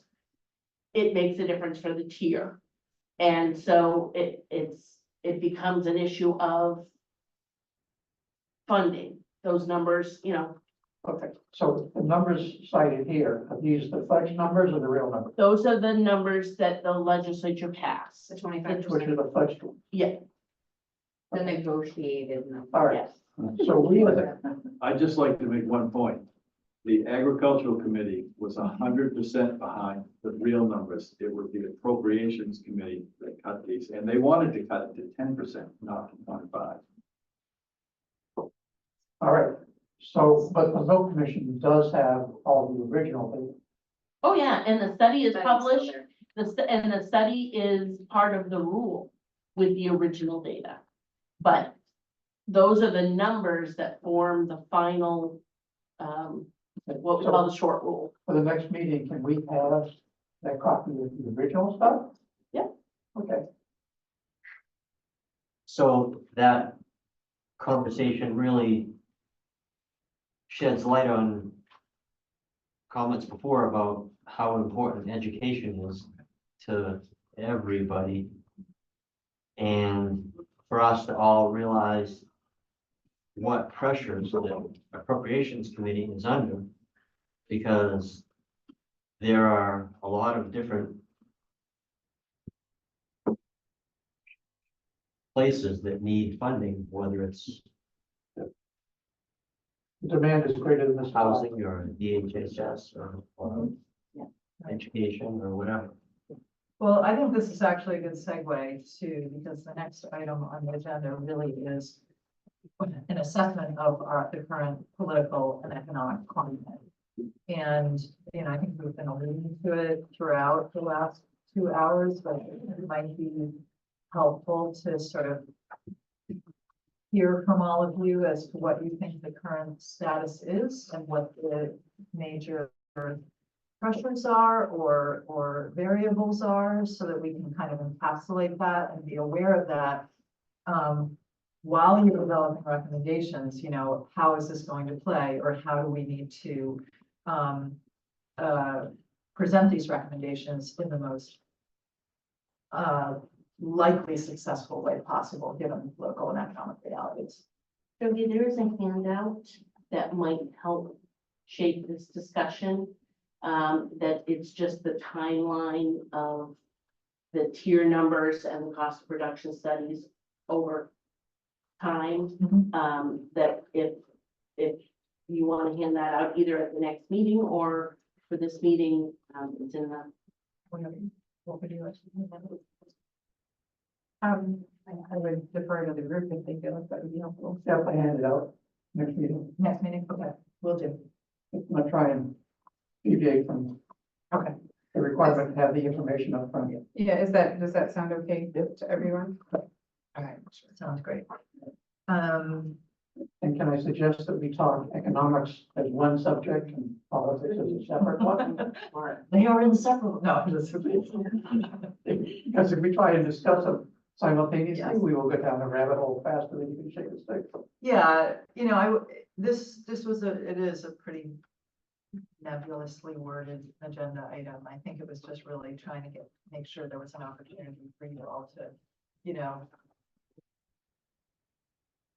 share what you're seeing, you know, on the ground. So I'll just open it up. Whatever your thoughts are. I'll start. Economically, it's in the shithouse. And there is no control over pricing.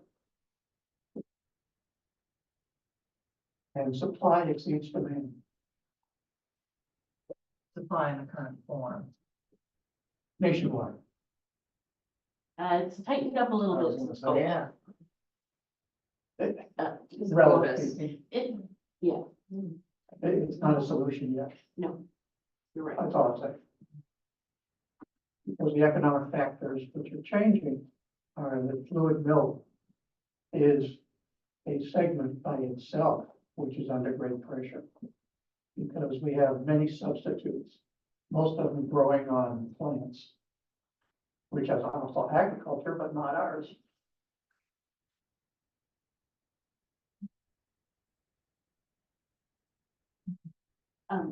It's important to put when we're talking about an economic context, put it in the context of literally the economy, because we are tying things to the state budget.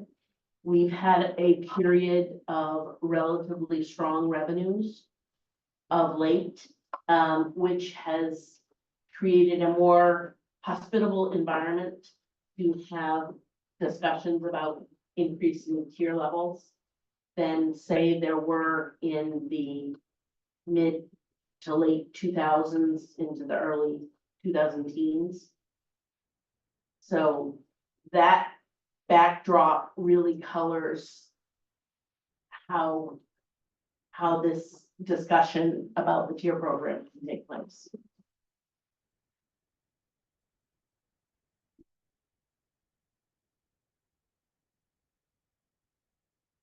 If we look at the economy as a whole and the inflation that we've seen, and really the farm price, the milk price hasn't followed inflation to the point where, so I mean, the farmers are seeing that inflation, we're buying these and all of our inputs, but All equipment's gone up substantially.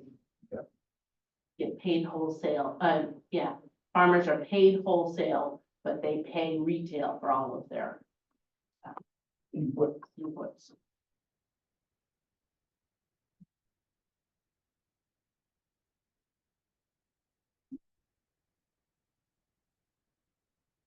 And with a favorable state budget in the recent past, how do you square that with the challenge that was seen this session around no payments? That seems like inconsistent. Well, that's where the policy side meets the economic side. You can have all the policy support in the world for a program, but when you're down to, you know, tier versus DHHS versus education versus what's needed for climate mitigation, you know, all these different things. Something has to give because there's only a finite amount of money. And so the importance of the tier level, tier program gets reevaluated at that point. And I see those challenges only getting more difficult. And I would say just, you know, my observation from where I sit is that where we've had strong revenues, there have been some wins in getting one-time funds for dairy farmers. But it's the challenge of getting everyone to agree to commit to ongoing funding. When the narrative is that we've been doing really well, it might not continue to, you know, the revenues might not continue to generate at this rate. But, you know, none of us have a crystal ball, so it's hard to commit, I think, on the policy level for that ongoing funding. Well, and the argument we're hearing too is that, well, we keep losing farms, so this isn't working.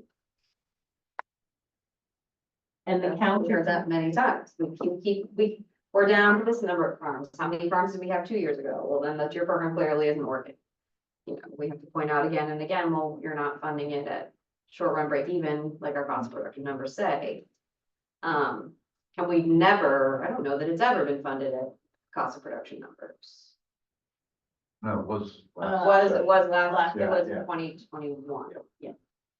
But then the milk price spiked, so Right. no payment was Right. great. And I think the value in the program is the exact same reason that the legislature doesn't want that uncertainty of not knowing. The farmer has that certainty. We can go to our lender and say, we guarantee we're gonna make this milk price, it's that floor that we can put on our milk. That's the exact reason that it's so important to the farm. It's the same reason that the legislature sees the uncertainty.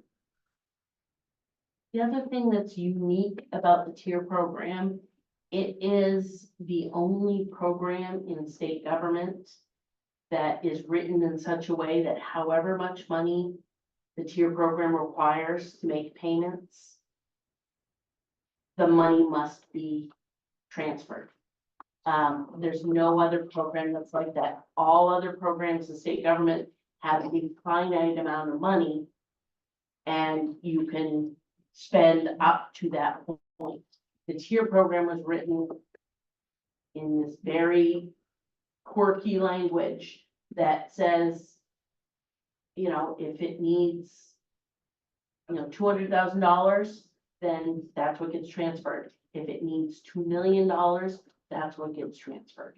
Is that, maybe you don't even know the answer to this question, but is that more like a federal program than a state program? You know what I mean? Like, are some of the federal payments sort of that way, but state not typically? State not typically, or at least Maine not typically. It's sort of significant in that they deemed it important enough to put it that way, not like, oh yeah, they'll be okay if we only fund that 50% 1 month. Right, and, you know, there were years, where there was a cap imposed in terms of, you know, no more than X amount of dollars could go out. And the difficulty came in both administering it, but also it meant that at some point, some farms got no payment, even though a payment would be required. And so, you know, we do have some examples of what it would be like if it were, if it had a limit like most other programs. So, a question. Yeah. So our fudge numbers of the producer costs, Mhm. was that their attempt to circumvent the need to? It was an attempt to match you know, available money with a level that could be supported. Is that tactful? I guess so. I mean, it's really what it was. It was Something was better than nothing. like, yeah. Is really what it came down to. We had the support of the governor. And so that was palatable enough for us at this point. But it gets back to the appropriation committee decided a number, even though the legislation says it's a profit. Ultimately, the appropriations committee and the legislature can do whatever they want regarding the process. It's called notwithstanding any other section of law, and it's using law. But I mean, ultimately, it's indicative of the problem with milk price and how hard it is to predict, right? Because they were thinking about that and thinking, oh crap, what if we have to pay this much? And there was just as good a chance that the milk price was gonna go up. Yeah. And then they wouldn't pay anything, right? I mean, it's It no was different going up than, as we were than having he's trying to conversations. budget and figure out what he should use for milk price for next year, like Yeah. in his budgets. That's, Yeah, and that is a big part of the challenge, because the legislature and the appropriations committee really only take snapshots of the milk price and the cost 2, maybe 3 times a year, whereas I do it monthly, sometimes weekly. And the variability in the milk price can be incredible from one period of time to another. from projection to reality. Well, and the appropriations committee is asking Julie Marie to, well, 3 years, they want you to go out, 3 years. Yeah, for a full budget, they want me to go out for Right. almost 5 years. And I mean, if the best economists could get 16 months, they would be top of their game. This won't go over a month or two. Right. So it's impossible to do that. They shouldn't really be even trying to do that. I don't know what's They're, against it. they're trying to reconcile their budget process with this quirky program. Yeah. I mean, we're making the best of a very complex and unique situation from both sides. I'm gonna do a hard pivot just because I want to acknowledge expertise in the room and make sure that we address a couple of issues that got raised when we were going through the recommendations. So I want to turn it over to Miriam so that she can explain the programs that she works on for the department, and then some pieces of data that she has that are relevant to some of those recommendations. I just wanted to share some conversations that are already happening about some of these programs, and revisit some of the recommendations potentially to decide if that's informative for how much conversation might happen moving forward. The first one was the discussion of business planning as a recommendation. So I work with Farms of the Future, and think a lot about succession planning and business planning. One thing I kind of want to point out is if our secondary goal, you know, obviously our first goal is to try to protect dairy farms, if our secondary goal is to protect that farmland, then succession planning is still something we really want to think about. Because in a worst case scenario that a dairy does close, we do want to find a way to have a plan in place that that land is passing into the hands of a farmer, even if that can't be a dairy in this case. So it's something to kind of potentially turn back to a little bit is thinking about how to make those transitions work when they do have to happen. There was also a discussion of current use, taxation and tax assessors really being variable. You know, we kind of dismissed, you know, working on that because there was a likelihood that that would require constitutional change. My role is answering a lot of questions for tax assessors. I can tell you I get at least one call a week asking for very basic definitions. So I think that the first step is actually not to change the way that this program is happening, but to educate tax assessors in the same way that the general public does not know what a farm is. Tax assessors do not know what a farm is. That's a task that I would love to have time and energy for, but frankly, at this point, ARD just doesn't have the staffing or funding to make a lot of space in our schedules for that. And so it's something to consider as an investment of ways to make sure that we're communicating better with municipalities at the very least. And then I know Land Remains Future was a third thing that got brought up. I do not have numbers yet.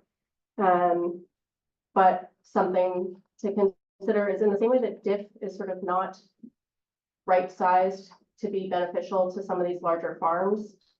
Land Remains Future is probably well-funded enough to continue to protect these smaller veg farms, but dairies, we're looking at potentially purchasing an easement on a 2,000 acre property. That's a very big portion of Land Remains Future's funding for this year that's set aside for agriculture. And we're going to end up most likely having to use other funding from LMF that's not for farmland in order to make that happen. And it still might not happen because of the way that land prices are going up so quickly. And then there's also kind of this concern that conservation easements that for farms work very, very differently than other conservation easements. So they're being kind of shunted through LMF's general programmatic assessments, but that really doesn't work well for assessing conservation easements for farmland. There's a hope that that labor would move into DACF, but again, there's just not enough staffing at this point for that to be possible. So those are just some opportunities potentially to make those programs better funded and staffed and able to assess and protect some dairy farms as well. No, great, thank you. We want to make sure as you're going to be spending most of your time thinking about, you know, getting as specific as you possibly can about recommendations that could be helpful to the industry to identify resources that already exist that we want to make sure get in front of all of you. So I want to first spend time on that and then move on to, you know, what information do we know we don't have that would be very helpful for you to be able to make right-sized recommendations. So any thoughts at all on the first piece, you know, studies or something that you know, that you're aware of that you think would be valuable to have in front of you at a future meeting? May I ask Julie Marie a question? The numbers of the different farm levels. You had indicated that there is more detail about other costs which are not necessarily in there. So in that study, there will be that mention of them as either actual cost or as indications of those costs existing.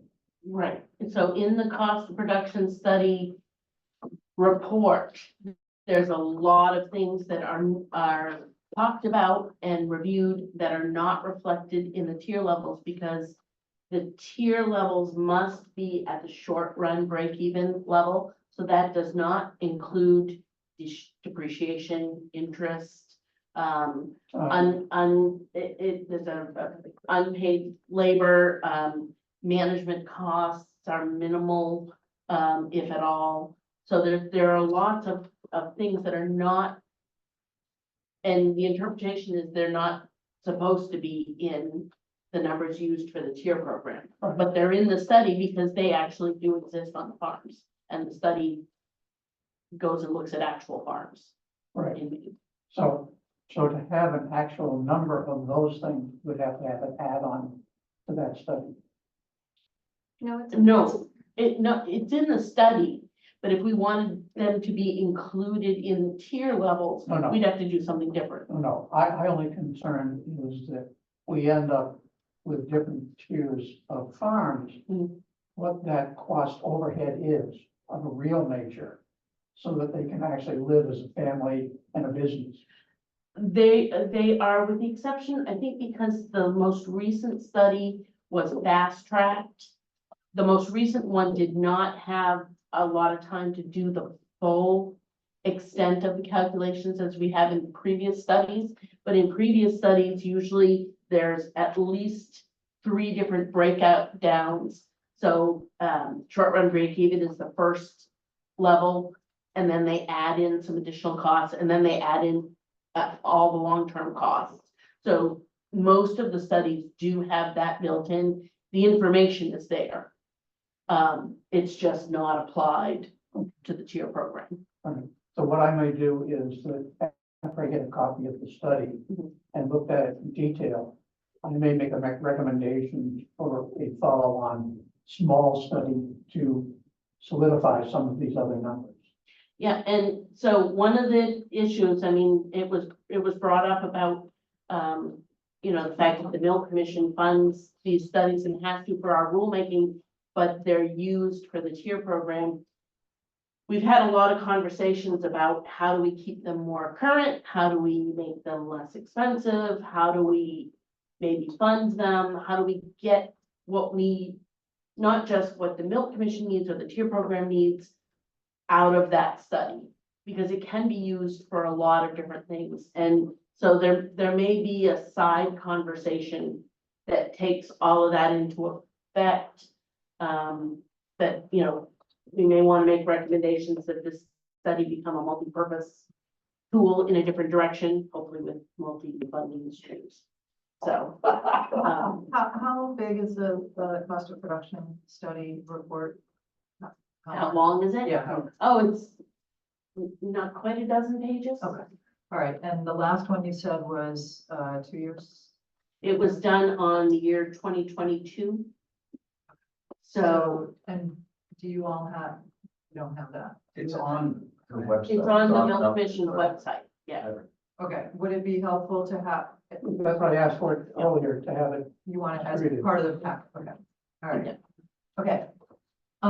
I'm wondering Julie Mary, I'd love to do this efficiently, but I'm wondering if I give this whole pile back to you, Mhm. you could just state really briefly what each of these items is so that we can get a sense from the group, and don't say, yes, yes, yes, I want to see it, if you really don't want to see it. But just so that we know which ones of these feel important to you and which ones don't, and then we'll get them to you. So we So, can, Julie, what is that, what is the last study cost? it cost, all told about $46,000. Okay, so it's a $50,000 study. And that, It will be more next. it will be more next time because the individual who did the study is unfortunately not likely to do it next time. And unless we can beg and that's the do, deal. yeah. Yeah, so that's a whole other issue. So let's go through that stuff. So I have, in the 2013 task force, at the back, there was created a summary history of the tier program and the dairy industry as a backdrop. And it was done starting in the year 2000 forward. And so Jody asked me to take that and bring that to the present. So we have what was in the, we have that history, 2000 to 2013, and I took it 2013 to April, May of 2024. So that's in there, and it goes over changes in farm numbers, changes in amount of milk produced, dynamics at the federal level. It uses feed, an average feed cost as an indicator of, you know, some of the driving expenses. And then it talks about some of the dynamics that changed in the industry, like when moo milk came and then Went away. and when the Bangor Growler plant was closed, when Pineland reopened it as a cheese business, you know, all that type of Yes. stuff is in Yes there. or no? Yes. Yes, okay, good. Yes on that one. So the second one is a version of Milk 101, which a lot of people have seen, but it's just a kind of a primer on how to understand the basics of milk pricing in Maine. It has stuff related to the Milk Commission. It also explains how the tier program works. So, and that's a PowerPoint slide presentation, so. Yes, no? Yes. Yep, okay. We'll get these on the website too for Yeah. anybody that's listening out there. Yeah, maybe if you just send us the link. Yeah. Yep. That's all we- Or you want to distribute hard copies, that's fine too. Yeah, whatever, Your whatever. call. Whatever your call on. I've got another sheet here that is talking about, the payouts from the tier program dating back to 2003. And it also includes, premium payouts that are paid through the overorder premium that the Milk Commission assesses and the pool payments that are made through the main milk pool. So you get a total of the amount of money that's going back to the farms through those three main-based programs. Sounds good. So that's that one. And then these are more, looking at farm numbers and milk production. And I've got charts based on both. Yep, I do have charts based on both. Both total production, so that's conventional and organic. And I have just organic broken out because recognizing that organic production, though a lot of the categories are the same for organic farmers, what the costs are often on a different level because organic is a subset of specialty product. And there's a lot of regulation and things to go with that. So I have those two that have graphs and lots of numbers. Interesting or no? And Is it then- on your website? No, but I can make all of these available to put on the web. That's easy enough. Yeah. And I then see this, yours with Matt, and I only need to just go on down with it. Yeah. And then this is what I was talking about, the cost of production study, history, and all the tier levels going back to that first, what was commissioned in the 2003 task force, was the very first tier program. It also lists the changes that the tier program has undergone over time, and it notes places where there were no changes. For example, a study and no changes. So that has the study, what the study requested and what the change was. So that we can. Yeah, it's, see what I mean, the- it's very simplified, but yes. Yeah, so. Aaron, a yes on that one? They're all delicious. And so I would just ask, are there other resources, other studies, other, Breakdown. other, what else would people recommend that we all look at? I think if this group's gonna have discussion about processing of any kind, we need to know what the dynamics of our state looks like. What do we have for consumers here? And maybe what their habits are. And to dovetail on that, how stable are the two large milk plants in Maine right now? I mean, they may be there for like 50 years, but and I don't know if anyone can answer that or, but it makes a big difference if one of those goes by the wayside. If you look at Lynn versus. One thing, because you've got the difference in how much milk that plant can handle, but then it's pretty nice to have two. Can you go back to the first one? Do we, sorry, thanks. What you were talking about, does that information exist? What you were asking for? It does. I would ask the folks from the Maine Dairy Promotion Board. They have probably the best access, and I know they're a little field.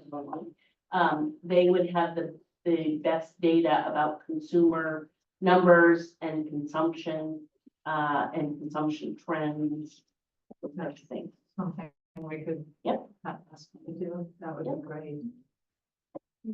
And I would think as far as the processors, you know, they're not gonna tell us if they're shut down 6 months from now or whatever, right? Like that's, but at the same time, we could ask them things like, you know, what will keep you in Maine, or what are you seeing in other places that's been really beneficial to you that we should consider, you know, putting in our recommendation, whatever, that kind of thing. How do we see doing that? I don't know. I mean, relationships I and can try asking. Well, there's somebody on the task force that's from processor, Yeah. Right. he's not here today, Right. but maybe another time. That's what on my note.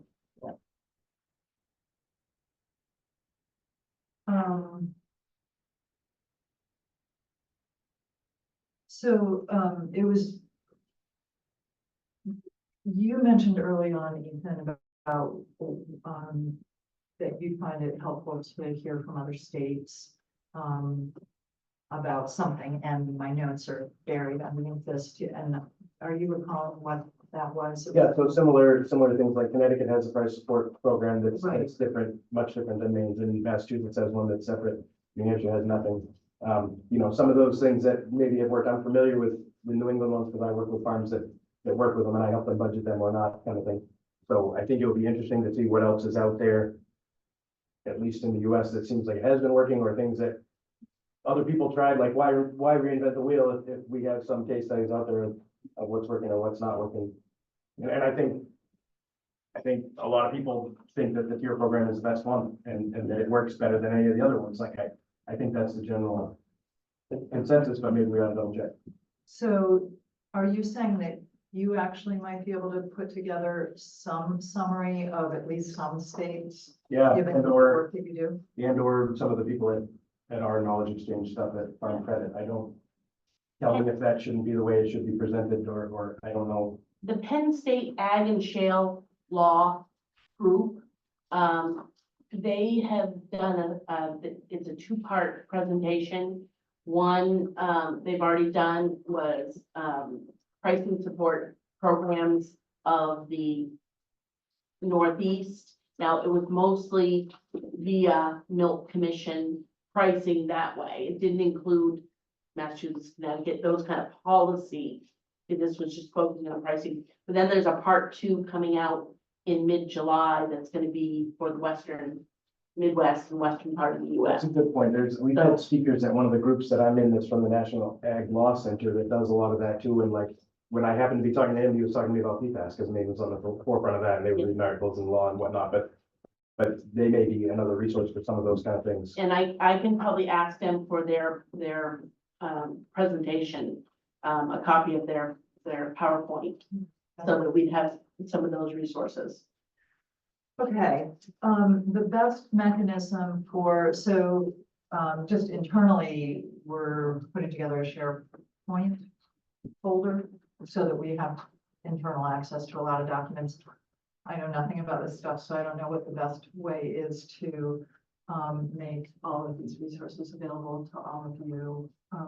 I think wherever we're posting public notice about this meeting, we can be putting Just links stuff, to the documents to the, there. So it's not just, I mean, because this is also a public process and we have people listening in, we need to make sure that information is organized and in a place where they can access it as well as us.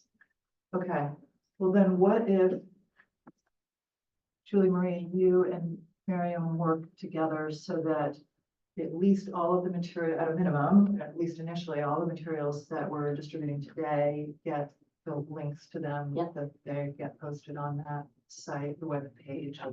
And then, there are, I think, maybe additional information that you might have sent to me that wasn't copied for today, that could also get, We can look at that, as maybe being part of the next packet. Yeah. We're kind of staying organized as to what we're. I can yeah. reach out to everybody with some notes on how best to get your information shared, both within this group and publicly. Okay. For my purposes, as long as I've got a link, I'll get it. Okay. Which then gets us to wanting to at least make sure that anybody on the line has the opportunity to weigh in, and some people have stuck with us all the way from the start. So if anybody is on the line and wanted to offer some comments, and just raise your hand. I see Jenny first, so go ahead, Jenny. Hi, thank you so very much. I appreciate all the time everyone has spent here. I have just a couple quick bullets I wanted to mention. And first of all, I heard a lot of people talking about this in broad terms, but no one actually named it. And that is the fact that what you're discussing isn't about the viability of our dairy farms or about these businesses surviving. It's about our food system. And I think that if it is looked at with a food system lens, these discussions become a little bit more easier to envision from beginning to end, and also determine that ROI. That is really hard, because when I know politics and money may not match, but they do, because they have a purpose and they have to have an ROI, both for the ethos, the ethics, and for the community. But with specific regards to the recommendations, 3, 4, and 5, and in turn 1 and 2, as well as all of the other ones, I wish there were younger people in the room, or specifically a younger farmer or a future farm purchaser, someone who's currently working on a farm, who's in the process or looking to make those decisions that so many of the dairy farmers talked about so well and eloquently, with regards to the challenges, defining their wants, their needs. And I think one of the reasons we keep finding ourselves in these rooms with a bunch of people who can define so well the problems and can search so passionately for a solution. The fact is we are a bunch of people, and you all are incredibly experienced, but we don't have the people who are plotting the future. And I just feel that there should be some of those younger voices in the room, naming it, defining it, explaining their lived experience and how they want to see their future. And then those with lengthier amounts of experience can help navigate that. And I will note that I think the commissioner has 1 position left on her at-large, but I'm not sure. Anyways, number 2, recommendation number 9. I noticed MeChap was included. Just throwing that out there. Bird flu. And also integral to supporting assessments, like in recommendation 2. I think business planning and support and resources for dairy farms of all sizes would be helpful.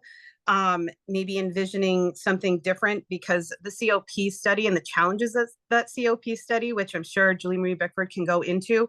I believe she has a shoebox story or two to tell regarding receipts. It would be helpful if our farms were able to have the resources and the knowledge gained so that they can actually report out the accounting practices that are necessary for the true and trustworthy documentation and accounting of their businesses. And also these sorts of skills and learnings would be helpful when it comes to not being afraid of adopting practices that all other businesses and employees get to have protections and welfare benefits as well as welfare well-being. These are all challenges that really are problematic for our dairy industry here in Maine and throughout the globe, really. And I think even our those who buy our milk and sell it on their store shelves can talk to the importance of farmers being able to account for that, and business learnings and practices would be beneficial. With regards to recommendation 10, Andy had some really amazing points with regards to value added and in-state processing. And it's so important because it's not simply about providing farm viability and profitability. It's about feeding people, and we need to remember that. And I think that sometimes gets lost. We get so caught up on the metrics of how many farms we have, how many farms have we lost, and we're not keeping track of who are we feeding, who are we not feeding, and Julie Marie touched on that as well. So I think that it would be really important that if we again use that food system lens when we were looking for solutions, we would begin to find solutions that lead to better results and outcomes and allow us to truly say what we want is to make sure we're feeding people the sustainable, good nutrition that has all these other benefits, and we want it to come from profitable farms. I think it makes it a little bit easier, though none of this is easy. Number 4, and I'm almost done, and I'm sorry for all the time I'm taking. As to the extension of infrastructure being looked at, I think we get caught up on processing, though I will never miss the opportunity to plug the idea of Maine produced and packaged shelf-stable milk. I did it just then. But also, are we looking at other opportunities as well beyond that processing plant? Have we Maine-sized the transportation? For so long, we looked for that efficient means of transportation. Don't tell my brother-in-law I said this, but maybe we don't need to always value and think that it has to be, 8,300 gallons or a tractor trailer that's going down the road. Is a smaller format actually a better idea, or can it work even better for our dairy farms and our dairy systems? And does it have to be strictly to a processing plant? Is there a way for commingling or for sharing or for pooling? Is there room for that? And is it possible that we need to build up that section of our infrastructure and those businesses need to be developed? So in other words, maybe not all the programs should be direct to farm. And finally, with regards to legislative and government willingness and appetite to fund or provide payment, and Commissioner, you spoke about that, those challenges.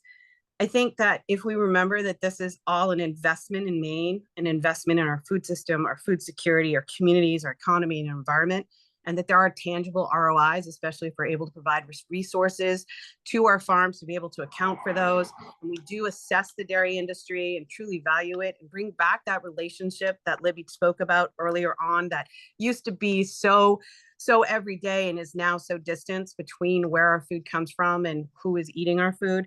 I think that it might be easier to be able to say, yes, this investment is good for us as opposed to this line item is too big. Thank you. Thank you. Hey. Thanks, Janine. I see Garrett Mason also. Yeah, thank you, Commissioner. Can you all hear me all right? Yep. Perfect.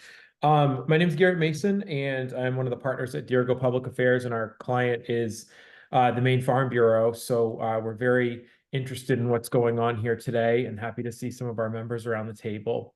I just wanted to add a couple of things. I won't take too much of your time. But one of the things I wanted to mention was just as a former legislator and, listening to some of the conversation around education, ultimately whatever is suggested at this working group is going to be put in front of the legislature for their discussion. And, you know, I think it's important to note that so many of our legislators are citizen legislators, and many of them don't really have a full connection to farming and don't understand the impact that the industry has. Any education that can be done surrounding the tier program, especially, I think would be welcomed. Anything that can be done quick and easy, like on a one sheet of paper, I know that they would appreciate, and I think it would go miles when we start to have discussions around you know, this any of the endeavors that have been talked about today, but especially, you know, surrounding milk prices and the tier program in general. I really think that should be a focus, because I mean, I know the ag committee gets it. I know Representative Hall is there. I know the ag committee gets it, but I think there's a lot of other legislators that only hear about this when it's time to talk about a number, and don't, and you know, they're immersed in their other you know, their other committees of jurisdiction and whatever their expertises are in the legislature. And, you know, to kind of connect with that, I think, you know, when I was having discussions throughout the legislature, you know, talking to people about, you know, the dollar amounts that were thrown around, when I got the furthest was when I was really emphasizing that this is part of infrastructure. You know, I think a lot of people talk about infrastructure as roads and bridges, but, you know, farming is infrastructure, and not just for food, but the ancillary benefits that farming gives off. So, I mean, I think if those two things can be emphasized to legislators and in a way that's digestible and understandable, I really think that it can go far. And I know that you all are going to do great work, and I look forward to all of the, you know, the subsequent meetings here. But I just wanted to throw that out there, just experience coming from my conversations in this session and just my experience as a legislator. So I'm happy to take any questions, and I thank you for the opportunity to speak. Thank you, Garrett. I don't see other hands up unless, Tom, are you seeing anything closer to the screen? Not at this point. Okay. Sarah Littlefield indicated that she could provide the information that was requested earlier. Great. Well, so usually, with any, process that the department, is helping to structure, we usually have a meeting right after the meeting to figure out, okay, well, you know, what came out of it, what will make sense to do at the next meeting. If you all have ideas about that, if you would really like to do a deep dive, you know, into processing or whatever, now's the time to just give us any ideas to inform how we create that agenda. And can I add on to that? I mean, we did go through and we looked at, you know, prior recommendations, but I really want people to be thinking about what was missing. What's different about now than then? Are there other opportunities or other challenges we need to think about? So I don't want us to just get hung up on how do we want to delve into those recommendations if there are other potential recommendations out there that we need to be thinking about. And we might not know what that, you know, it might not be a fully formed, yes, we need a recommendation around this, but if there's something we need to dig into a little bit more that doesn't fit under any of those need categories, then that would be great to know too. I'm gonna throw one other thing. I don't have available the entire engineering study we did for Moo Milk on creating a processor in the state of Maine. I remember the final number, which was 15 million, but what I'll try and do is reach back to the engineering firm and see if I can get a digital version of that final report and then make that available for discussions also.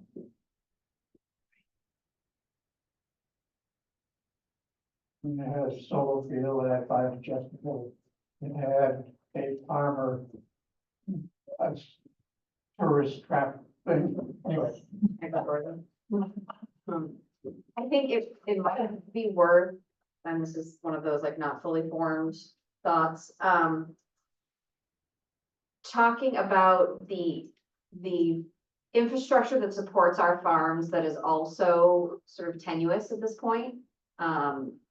Access to feed, like our grain infrastructure. I mean, I know our organic market is really tenuous. We have one supplier from Vermont.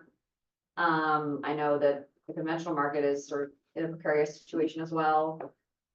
Our milk equipment dealers, that's sort of becoming consolidated, that also an industry that's kind of aging out as well. There are also these, support mechanisms that are very specific to our industry. They're also starting to see the wear and tear and do not have a next generation as well. And so I think that, I don't know where that would fit sort of in the recommendations, but I do think it's worth, talking about how we kind of support, that like, as actually Jenny mentioned, like the trucking, our milk supplies, grain, all these sort of ancillary, industries is another way of sort of bolstering our industry. Sure, that makes sense. Yeah. Okay. Like specifically, our grain price as organic farmers in Maine is twice as much as it is in the Midwest. Which is obviously very helpful in your whole life. It's very much so. Our prices. Okay, well, I think. I think we have what we need. I think I have what I need to do a draft agenda to, shop internally, and that takes into account the points that you've made. We're gonna get a lot of information on the web, and we'll communicate about how you all can access that information. Before you walk out of the room, I have a little organized stack for each of you with all the materials that Julie Marie walked us through. And our next meeting is on Tuesday, July 9th, same period of time. And do we have do we have a location for that one yet? We do have a position, but I don't remember. Yeah, no problem. It's like bigger room, slightly. You think so? See if we can do that, yeah. Might have that. Very. Yeah. We can probably see about getting snacks too. Yeah. At the moment, it's here, but we were gonna look at whether it is an option or elsewhere, so we'll get that on the agenda. Any parting comments? When I look at, Inspiring. when I look at the dairy industry, I categorize different things. And so, things that I think we need to think about control, there was one that was just mentioned, which is the feed industry. The second thing is the actual raw milk pickup cost. 3, there's the processor cost. And 4, there basically is the cost to the farmer of farming. Okay, things are developing both in the energy sector and other places where there may be reasons to have cost reductions. And I think we need to actually get into that when we get to the final thing. And then there's the whole market side of the thing. So once it leaves the farm, and considering the fluid milk thing, there's the distribution of that milk to the processor. There is the processor. There is the customers, which are both small independent retail operations as well as chains. And so you have to get your product from the processor to those. And then there's the marketing support of that once it gets there, which involves discounts and promotions and all kinds of stuff. So those are basically the 8 different sections in my mind which exist in trying to solve this problem.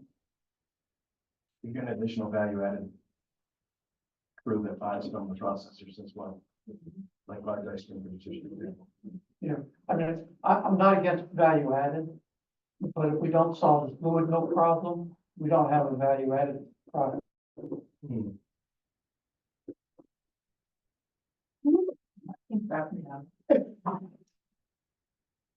I'm sorry to be so didactic. No, I understand. And you mentioned retail and wholesale, but there's also further bulk. Other large producers that are buying from those processors. The There's Giffords, the King's butter Kate's butter. that are buying tanker loads of, Right. and sometimes they buy it individually, they give themselves, sometimes they buy it from us. I don't know. details. Finally, right. So. Okay, all right. Thank you. My God, we're 5 minutes early. That's what we do. Charity gets things done. Let's see.